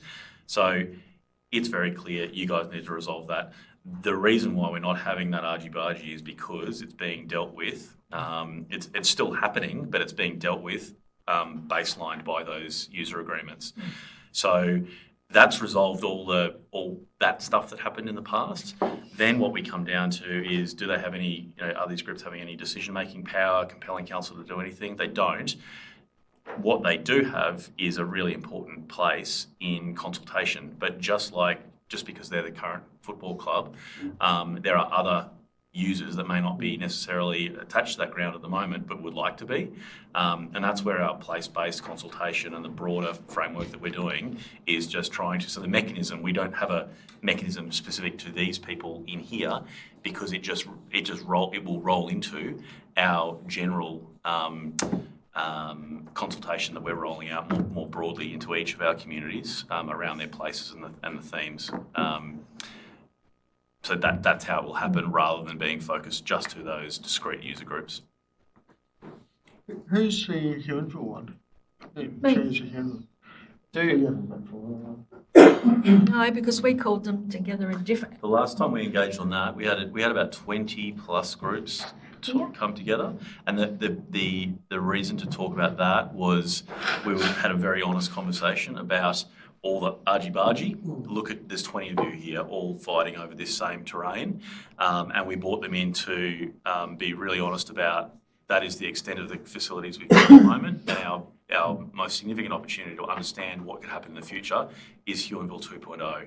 So those groups were brought together in a consultative way to share with them what we wanted to do the land use planning work, which we then were lucky enough to get, and we've then been trying to get the bloody deed signed ever since. But that's where those groups have use, and we will continue to use them as stakeholders. But there is, to Matt's point, there is really no further benefit from having them. And I do think that there's a detriment in picking who we will talk to about a particular public asset when it is broader than just those interest groups that are there. They're key stakeholders, but they're not the only ones. Yeah. Happy to hear all of those. Yeah. So, yes? Thank you, Mayor. I think it reminds me a little bit of the parallels that we've seen when the halls review was happening. You know, like one hall, many interest groups, everyone wants to have a share, but only one group kind of is the one that seems to be managing it, and people feel excluded. So I don't know if I read it in the report or if that was just my interpretation of it, but say we would put the Huon or the Ranelagh Sports Ground onto Space to Co. And then the footy club has a standing booking, and the cricket club has a standing booking, and this kind of access to the facility. And then I want to have a birthday party, really big one, and play footy with my mates. If nobody else is on the oval, I can book it then as well, right? So everybody gets an access. It's this kind of where this is heading, and why we actually don't need those committees anymore. As much as, it was a useful tool, because that's how we at the time organized all those different interest groups to try and use a shared facility. But if we're now opening it up and streamlining it, through processes like that, I think to me it makes sense. I appreciate your concerns, and I see that, the Huonville, the Ranelagh, and there was a third group in the table that needed another meeting and a follow-up. I think that's, fair enough to offer this. But given the fact that those groups haven't been actually really active, just also shows that they are not really, That's true. required to some extent. So, Dave and then Toby. Yeah, okay. I was chair of the marine facilities, and I thought we had a very good group of experienced and a sort of wide range from Huon Valley.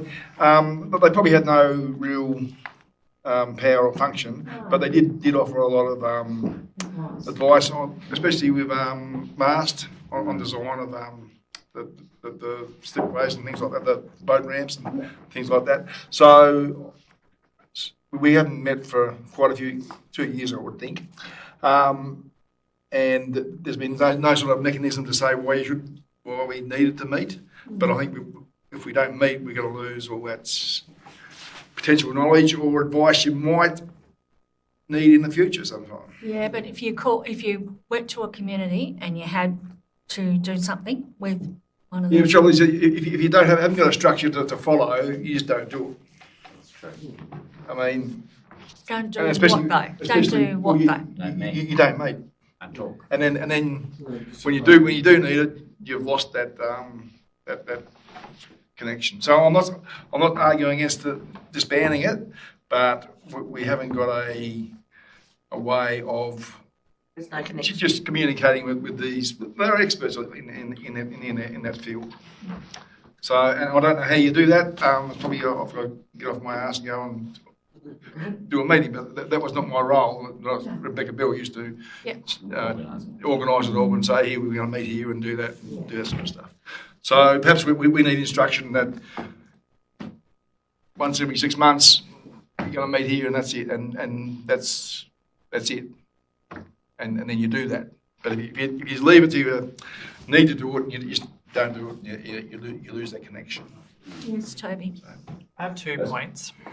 The first one, if we talk about sports, I do see the benefit on having collective engagement, which I don't think will naturally occur. And it doesn't have direct benefit to council, but I think it has a wider community benefit. But I do see the point in resolving these. The other point being is it's not just Huonville and Ranelagh or the marine facilities that are collective user groups. There's Franklin and there's Signet, and they do that fine on their own. Huonville and Ranelagh, although there might be more user groups, they're not unique in the sense that they should have to do the same way. But I don't see an avenue where, within the report, where there is going to be continuing to maintain that active engagement with these user groups. So the only point I'd make is I'm not saying it's not there, because I think we have a great engagement team at council. But once we're engaging with them, I think the first question they're going to ask is, well, what's our avenue? So being very clear with the current avenues of engagement while also getting the feedback on how they wish to do it further. Because I do know multiple scenarios of people that have asked me about the Huonville Recreation Area Advisory, and they see that as user groups like a soccer club, football club, they see that as the only avenue for them to engage with council, which is not healthy in the way of how these groups should be engaging with us, and doesn't get us the best outcomes. So I see that as a benefit in removing this as perceived as the only avenue. But also we need to follow up on it. And the interesting thing is that every one of those groups is engaging with council, not through that process, but directly through into the Parks and Recreation team all the time. And I actually think that the healthiest possible thing that could happen is that those users, independently of council, without seeking council to sort of be the adjudicator, go, because council that's the facility, that's the arrangements we've got at the moment. You guys need to work it out without Big Brother sort of going, oh no, you can have this and you can have that. We're getting involved with, by our presence and by the kind of command and control that we've had in the past, we're being looked to continue to be this command and control thing, which isn't helping anybody. No. And community groups and in shared facilities need to have adult conversations about sharing those spaces, and also come to us as a collective going, if we've got some ideas that suit all of us, we'd like to, and they can do that anytime. They can talk to a counsellor, they've got avenues to talk to us. That all still stays there. I think we just had a big conversation about bottom-up approaches to how communities that's organise right. and engage. This is another example of how we can support that. Keeping these committees is not doing that. We can absolutely, for these things, we can commit to in here. You could add another thing about where we commit to having at least an annual, direct thing to bring these topic groups together. That's no problem, because we'll meet that anyway. So maybe let's not try to re-engineer another motion on the floor, because I think the mayor will throw something at me. But it would be interesting, given that we've got more groups to meet, for us, maybe when we do our next workshop, maybe to think about how we can have a bit of a structure. And I agree with Matt that with the director, that they don't all need to be these formal resource-heavy things, but we've got formal resource-heavy things and engage Huon Valley. But what's in between? And that would be an interesting ecosystem to think A good example of that is that the sports grounds could have a dedicated part on Engage Huon Valley. Just like we've got neighbourhood groups, you could literally I'm very happy for those sort of concepts. There's different ways that we could come at this. So I'm happy. Yes, Frank? So, that's what I just want to add to this. We're changing from this calendar-based engagement, like having a set meetings, it's changed to event and needs-driven engagement. Actually, it's a two-way. It's when council, it's not saying we're not going to engage with the group. It's when there's a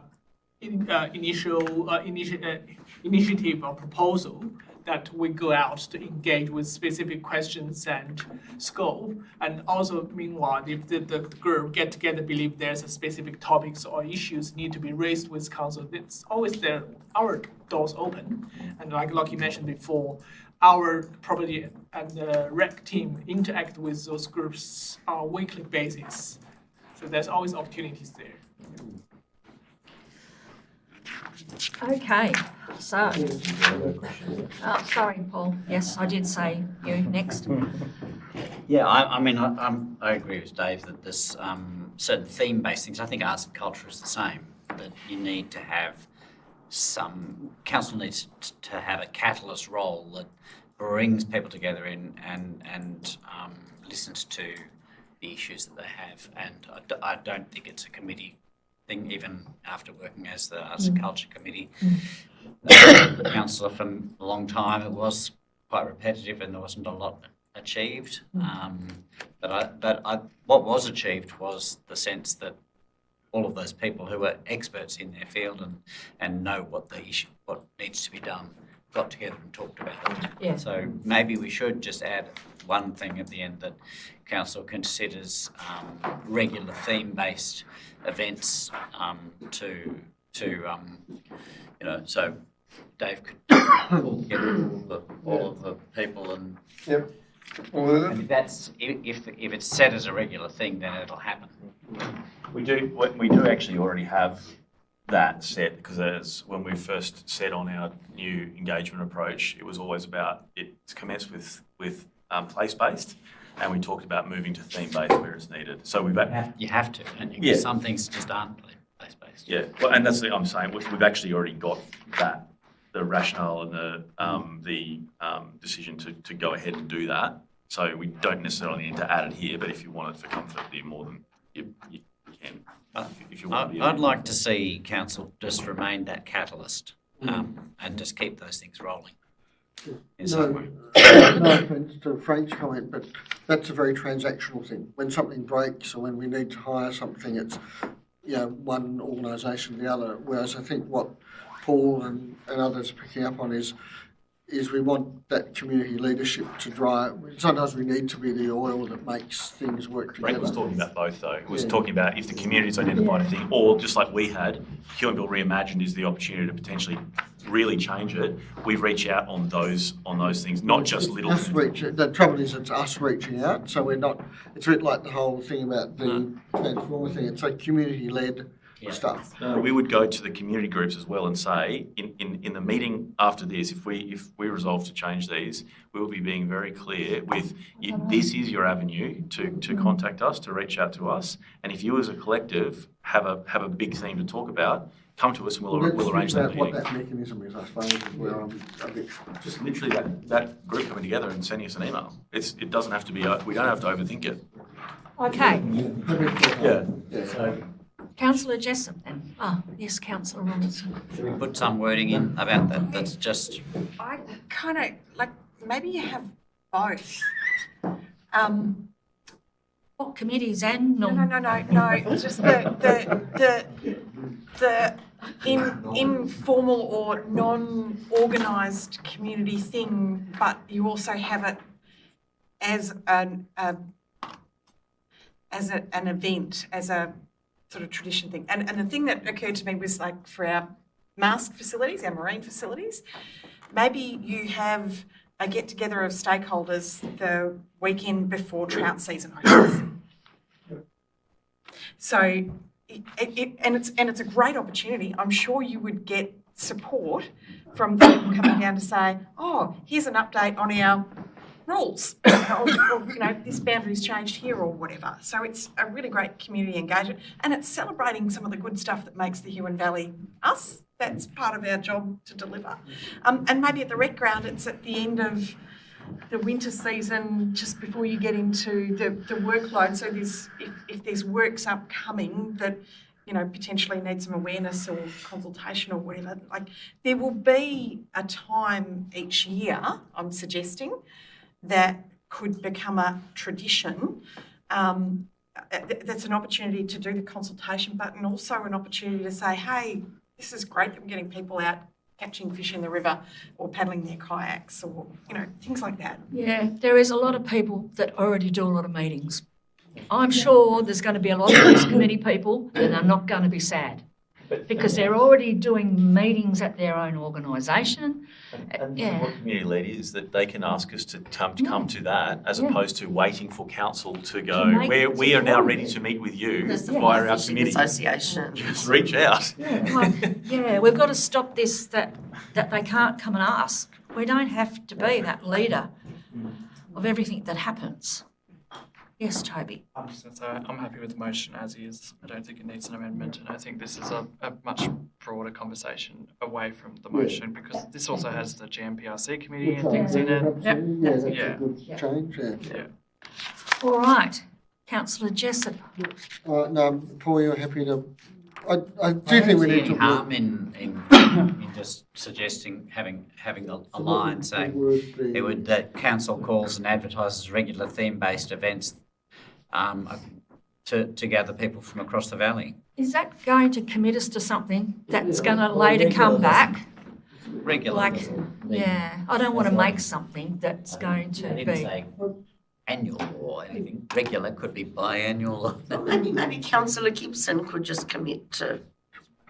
I think the other thing that I'll miss, and this is sort of a bit opposite of what you're saying, Mayor, that sometimes I do think councillors forget that they have a role to lead in their community as well. So Dave's been a leader in his marine area, maybe not as much as he wants to be. You know, you've been a previous leader in getting the Why arts. does that have to be? Why does that have to be written down in stone? I agree. I'm sort of getting to I don't want to dislocate this group from being forced. I mean, he's forcing us to engage with sports clubs and stuff, because I don't want it necessarily to be all staff and groups and us sort of get. But I'm happy to throw this into a workshop at some point and we just nut out our engagement We strategy. do. We engage quite a lot with everything, all of us, different causes. Yeah, transactional but not theme based. Yeah, anyway, We don't pull the whole group of people together who are interested in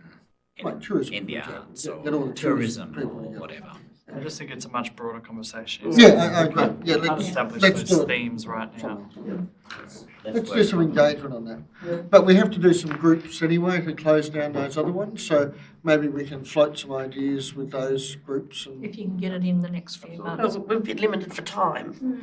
Yeah. Okay. All right. Well, I'm going to put the motion forward. All those in favour, please raise your hand. It's all councillors. So.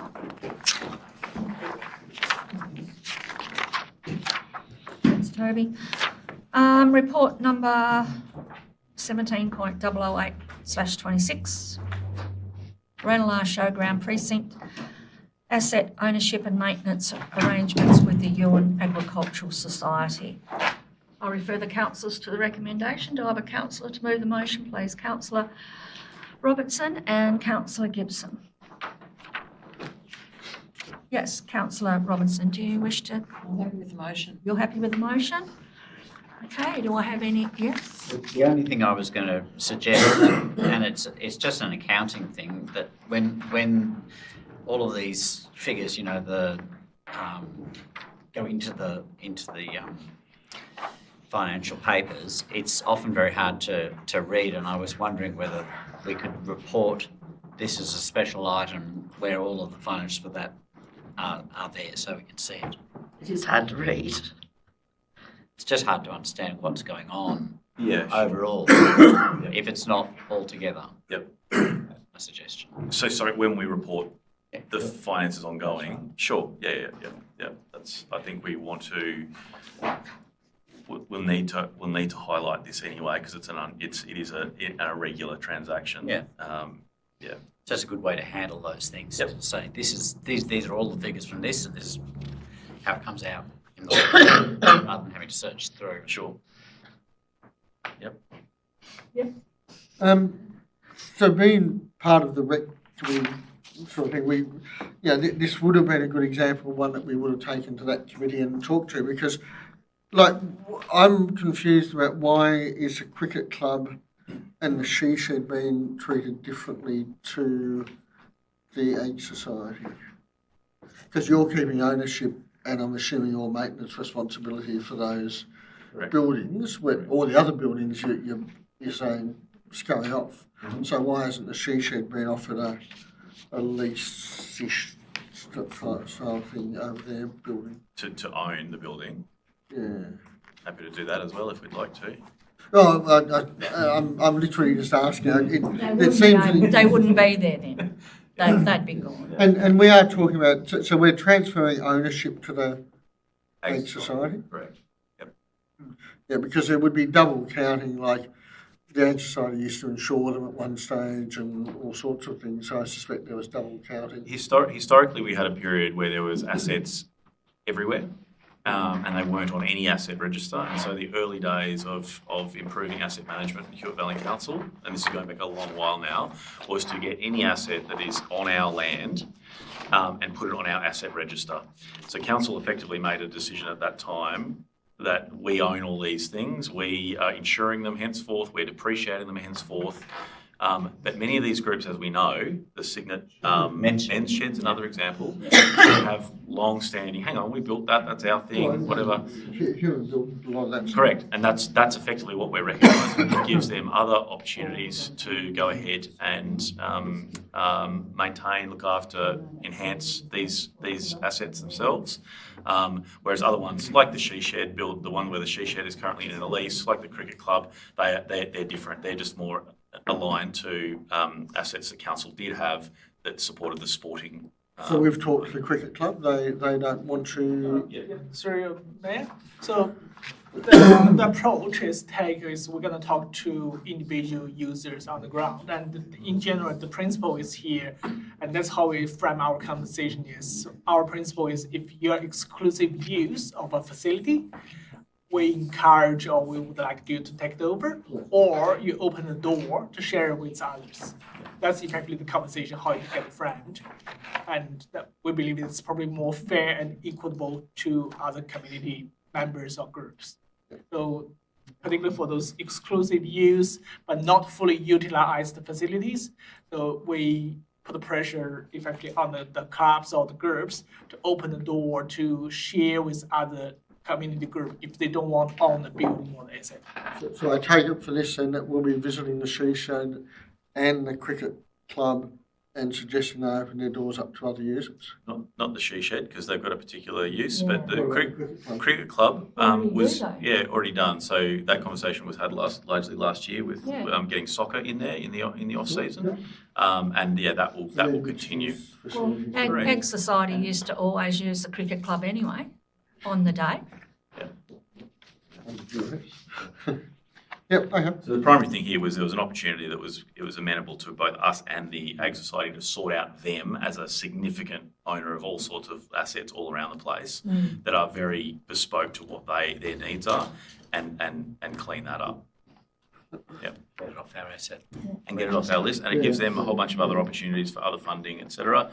And as we've said, we make a modest contribution, but one that's in line with the quote that they've prepared to clean up a whole bunch of things that we haven't been able to do before. But by doing it this way and getting it off our books, we quickly repay that, and it's a much better way of getting it done. Look, and the Ag Society has invested. We used to get those show grants, and we'd invested about 20 grand a year. That alpaca thing was funded out of a rural recovery reserve. It wasn't even ever built by council. So there's certainly good to be cleaning up all of those things. And Signet football ground, are we next? Or go for it? There's no need for that We don't own comment. facilities. Yeah. There are more opportunities, and like the Signet Men's Shed is a good example. So of these things where there's contested ownership, we don't need to own these. And community groups owning things have very different, particularly in depreciation. They do not need to follow the same standards that we do, And that grants from Tas Community Fund and all sorts of things. So no, I'm very happy that we're cleaning up the asset list. Okay, Councillor Robinson, you moved that for me. So are you happy for me to put it to the vote? Thank you. All those in favour, please raise your hand. That's all councillors, and the motion is carried. Until Toby.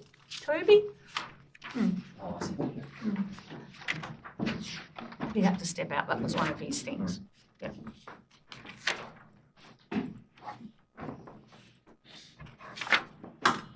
You did say all councillors. All councillors present. Where's the coffee table?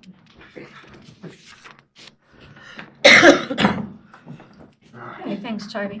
Report number 17.00926, final asset management strategy and long-term strategic asset management plan 26 to 36. Do I have a councillor? Councillor Gibson and Councillor Rozak second. Do you wish to? Yeah, look, I think it's an excellent document. I really, it's good to see us digging into looking after, sorting out ageing assets, which are a big problem in councils all over Australia. I like the logical structure and the way it's, prioritises against 4 goals, grades against community needs, quality over quantity, consolidation, all of it's a good document, I think. Thank you. Do I have any other comments on this one? Yes? Just as long as consolidation does not mean centralisation. Make sure you keep looking after your regions. Which is fine, that's a good document. Any more comments? No? All right. I'll put that motion. All those in favour, please raise your hand. It's all councillors present. The motion is carried. Yeah, I just thank you to Frank and his team for putting it together because it was a lot of work and well needed. Been coming for a while. Well, and thank you guys for actually giving us that again, that's actually gone through very fast for a pretty foundationally strategic change. And so, thank you guys for letting us kind of explore quite different and necessary change that's going to support the Valley into the future. So it's a team effort, councillors and staff working well. Report number 18.01426. Liz, the Cygnet Township Structure Plan. Okay, do I have a councillor to move the motion, please? Councillor Rozak and a seconder, Councillor Gibson. Would you like to open on this one, Lucas? Have you got anything? Thank you, Mayor. I had a bit of a discussion with the director about the final product that we've seen now in front of us today, and I think Dr. Smith in public question time mentioned a few concerns that I discussed with the director before the meeting today as well. I mean, look, like the structure plan is great, and the main detail in the work that has been done and that actually reflecting where this is heading is indeed in the plans. What I found a little bit disappointing, though, that the written part of the structure plan actually didn't change much between the initial first draft and then the final product. And I find this, I don't know the reasons for that. I understand that the draft was the draft, and then we've got the final document with, I think, eight appendices. So there is a fair bit of information that's outside of the report. Nevertheless, I think it wouldn't have hurt to put some of the findings, especially the community consultation findings, a bit more easier to identify into the report, because that's in the end what will matter to the community. They read the draft, they went to the consultation, they read the final product, and if somebody has a similar good memory to mine, remembering what they read in the draft and then reading the final product, they would think, hang on a second, there's not enough substantial difference in those two documents, reading just the text. I understand the maps are different and you've got to look really closely, but I think there's been unfortunately a missed opportunity by the consultant to pull off a better product.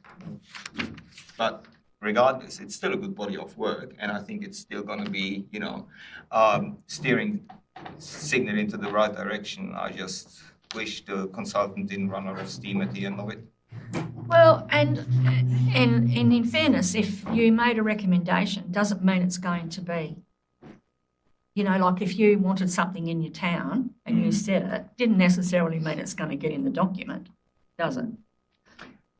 No, but I thought, for me, I've been to the consultation, I've spoken to people on the day, I'm pretty aware of what's been noted on post-its and where the democracy was happening and what people were putting onto the plans, and I think it could have been better presented in the structure plan, what was actually the result of the community consultation. That's my only problem with it as such. The plan is a great plan. It was a great plan from the beginning. But the work that's behind it, there's been so much work done, and it ultimately is not reflected in what I read as the final product. I think it's a valid point. I think so. This was iterative engagement. So we did multiple engagement pieces as we went. So we had we had 4 effectively different touch points when it came to engagement with the community. This last one, I would say a lot of it, and again, we have a full spreadsheet of all submissions made, and I think your point is valid, Ian, but I slightly disagree with the delivery of it, in that I think what we've tried to do with the report is keep it concise. So we wanted to be able, so someone can pick it up and quickly get to a section and understand briefly where we're going. That's why we had all the appendices below it. So if you really want to dive into the detail, like some people love doing, you go into that to get that. But basically, you know, I'm a developer. What is it? What is relevant to my land? That's how we've structured that document. I think the point that I want to make is one of the actions, and we sort of have referenced it indirectly in one of the recommendations we've put in, is that we need to acknowledge and then sort of give a feedback on all that engagement that we did get. So we haven't, like I said, we have that engagement spreadsheet. We can respond to that and say what we've done in that and then close the loop in that space. And I think that was the comment I made to you before council meeting, was that not every request is going to get in. And there were some key themes that came out of this last engagement, which I do believe have been addressed, but to your point, haven't been reflected as we heard this, therefore we made that change. And I think that's where what we can do with that spreadsheet. But just to sort of just acknowledge them. So we still heard about the bypass, and I think that's why you would have seen in the report, we did have a bit more narrative around the bypass and that the need and desirability of it. Also, we have the Thorpe Street master plan that we've sort of in parallel been working with ERA on that one, or at least ERA have been engaging us on that, and that sort of demonstrates that local connectivity that we've spoken about previously. We heard about zoning of future urban land between Mary Street and Agnes Rivulet and around what was the suitable zoning there. We made a change there. We certainly heard loud and clear from the sporting clubs around the caravan park relocation potential for the recreation ground and removed that. More walking and cycling paths, strong demand. So again, we try to bring that out a bit more clearly. Traffic intersections, again, in the master plan itself, it's reflected that we're going to look at those in terms of treatments. But there were other stuff that came out of that, and I used the example with you around the pool. You know, that's something that was looked at, but is not going to be delivered in the structure plan, but we must close the loop. So that's why I'm proposing that we'll do that comment and response list, and we'll circulate that alongside the actual structure plan. No, I appreciate that, and maybe that's the element that's missing, you know, the analysis, like, yeah, I wasn't surprised that Dr. Smith picked up on it, and I think that's where the community will look a little bit closer on, you know, how have they been heard. Nobody's looking maybe too detailed. I don't know how people use this, you know, but I could imagine that if Dr. Smith picked up on it, that there will be others who will pick up on that, and yeah. That's it. Thank you. Okay, do I have any other comments on, yes? Thank you, Mayor. I think what this is probably a little bit more of a report rather than reflection of the consultation, using all of which is what it should be. But when you read through it, it does actually allow for growth and manipulation, and, you know, it's a guide to what could happen and couldn't happen, but it does sort of give us a fairly good rundown of what's going on and what isn't going on. But it does point in the direction of, you know, housing and what to do with council land and the needs and wants and what we have to do with, you know, council land and caravan parks and all this sort of stuff. Even though it doesn't actually say it, it sort of says it in a high level way. But then I noticed too, when I asked if we could reduce some of the wording to wording people understood, that's also been addressed. So, you know, people now know what a pathway is and what, instead of using, you know, green connectivities and all this sort of stuff. So even though some of it has been changed, I think it's probably not too bad considering. And, you know, we can always just sort of touch on it as we go along as well. But I mean, considering we went from nothing to this and we did get a lot of engagement, had we not got engagement, we wouldn't have had any of this at all. So I think it's pretty good. It's been a bit of a grind. Hasn't a while. Yeah. Well, good grind. It's been good. Yeah, it's been good. I really enjoyed this process. The other thing is how much positive input has been on this. Like, there's just been it's you know, we're talking about the comments where people feel like that it hasn't been reflected, but the overwhelming vibe has been this is excellent. So I think it's worth noting that. Proactive in I don't Signet. want to sound too negative about it. I think No, but I know what you're saying. always very Yeah. positive about it. I'm the biggest fan of strategic planning on this planet, maybe even, and that's why I think it is. Noticed. A bit disappointing that it flattened out maybe at the end. And because your head is used to that higher level strategic planning too, probably. Maybe. Because that's just, Yeah. Also, the public, if they feel like their views haven't been represented. So I think they feel disgruntled, I guess, and become more disengaged. So I think our suggestion of including that as an addendum is a good. yeah. Yes, Dave. There was a lot of focus on the caravan park and what it could be used for in the early part of consultation, and then it sort of got nipped in the bud once the sporting clubs got to have their say. So I think that sort of took out a lot of views that were early in the piece, what the possibilities were for that bit of land. So that's still something we have to find a solution to, is a new site. So, I think that was reflected though. Did I see a photo of the recreation ground with the potential caravan park marker in there somewhere? we I did, yeah. Yeah. But they're always sort of things that are going to pop up, aren't they? Like we couldn't stick Well, it. this wasn't, this, well, It's not going to work. yeah, over there wasn't enough room there. No, that's right. It's not going to work. Probably not a good mix there. Not with horses and footballers and men's sheds and So, There's also a few irons in the fire when it comes to that as well, that are outside the structure plan. They're on yeah. private land. Yeah. So at least it's been discussed and it's out there. Can I just ask a question to you, Matt? With the new wording of different departments in the government, does they have to change in our documents, or it's just noted that they're a name change? Yeah, I just noticed state growth everywhere inside the document. Yep. All right. Okay. Yep. And through minutes, sorry, the other thing is there are some things that will be changing in there anyway, which is in the recommendation that the CEO be authorised to make minor amendments and things. Yep. So references to state growth can be changed to Building Tasmania. Yep. References to municipality can be municipal area. Close on it, isn't it? Which I do. Amy, Amy first. I commend the document. There was one aspect that I was looking at which has largely been addressed, and that's fire management and protection. And happy that the wording has improved there in a number of situations. The one thing I was concerned about, it tends to look in, and there's mention of the hazard codes, and we're doing that, which is great, because if we can actually recognise that some of that urban area is no longer at bushfire hazard risk, we improve the cost efficiency of building there and so forth. But one of the literature review items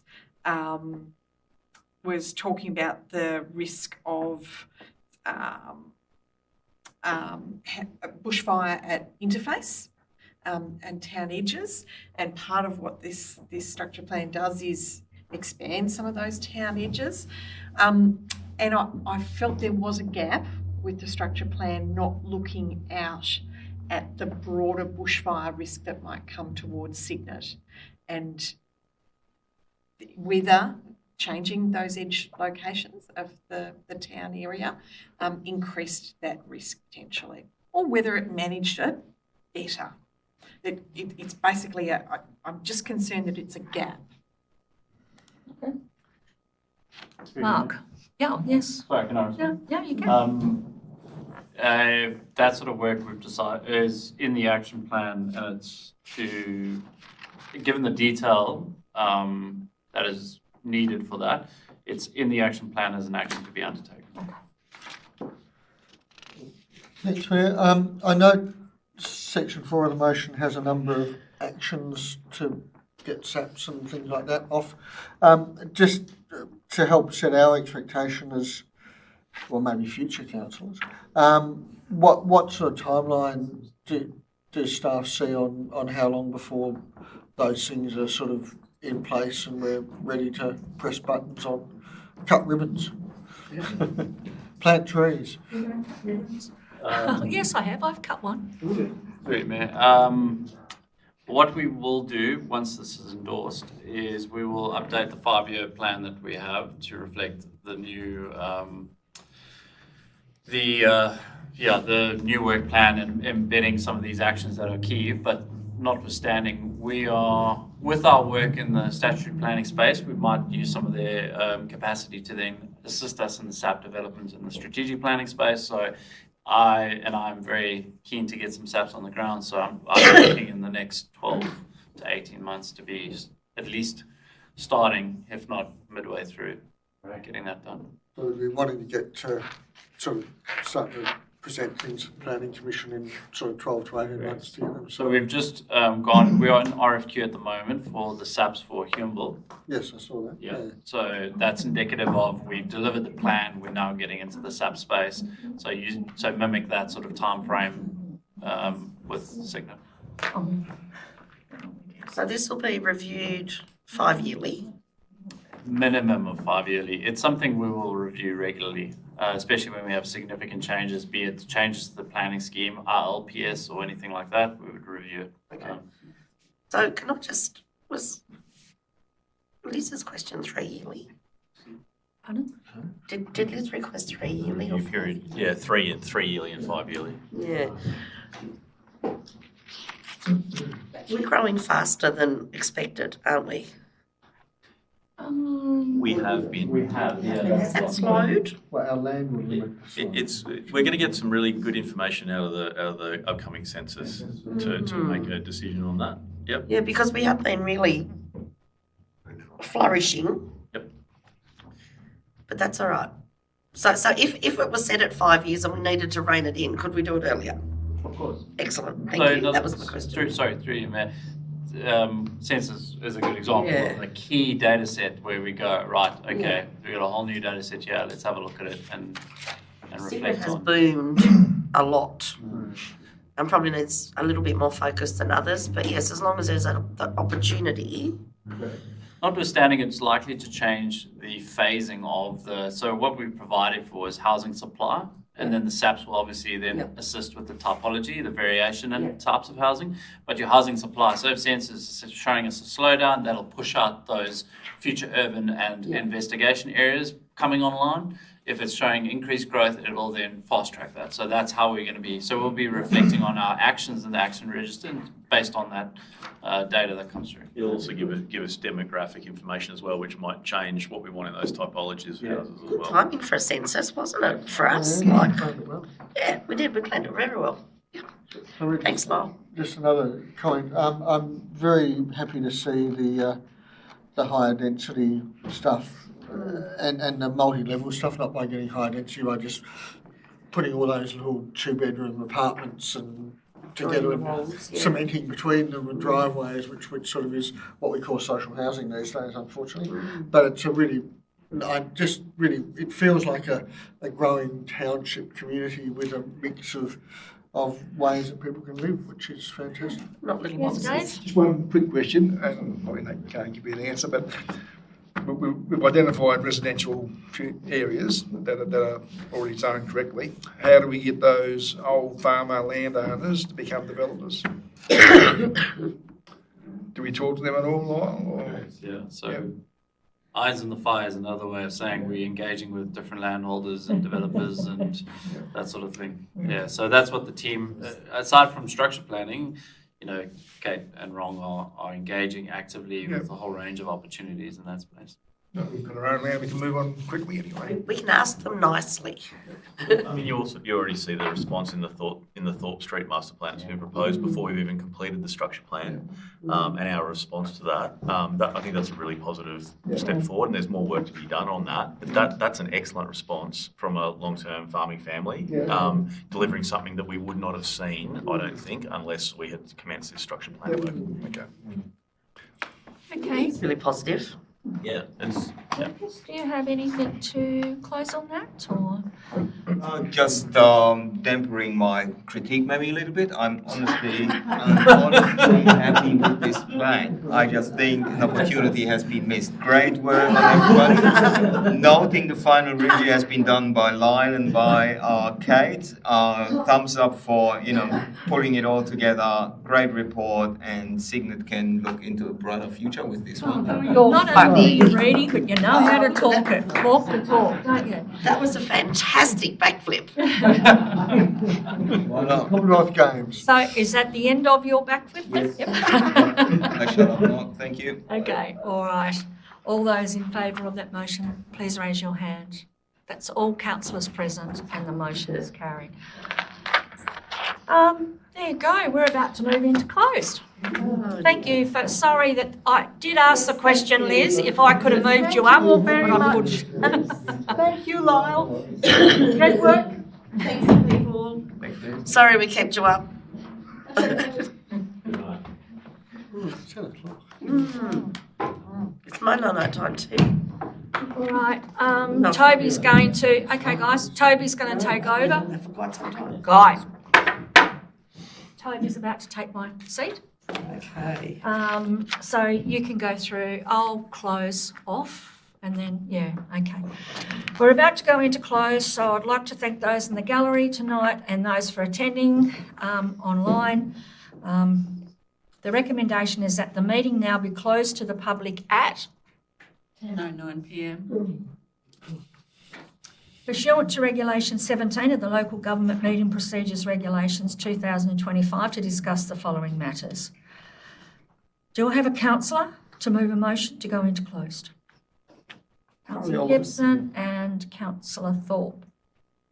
Sorry, was that Jessup and Thorpe? Gibson and Thorpe, thank you. And then it's going to be all of us. Sorry, I meant Paul. Oh, sorry. I wrote Paul down. All right, that's all. I advise that the recording of the open session of the meeting ceased at 10 p.m.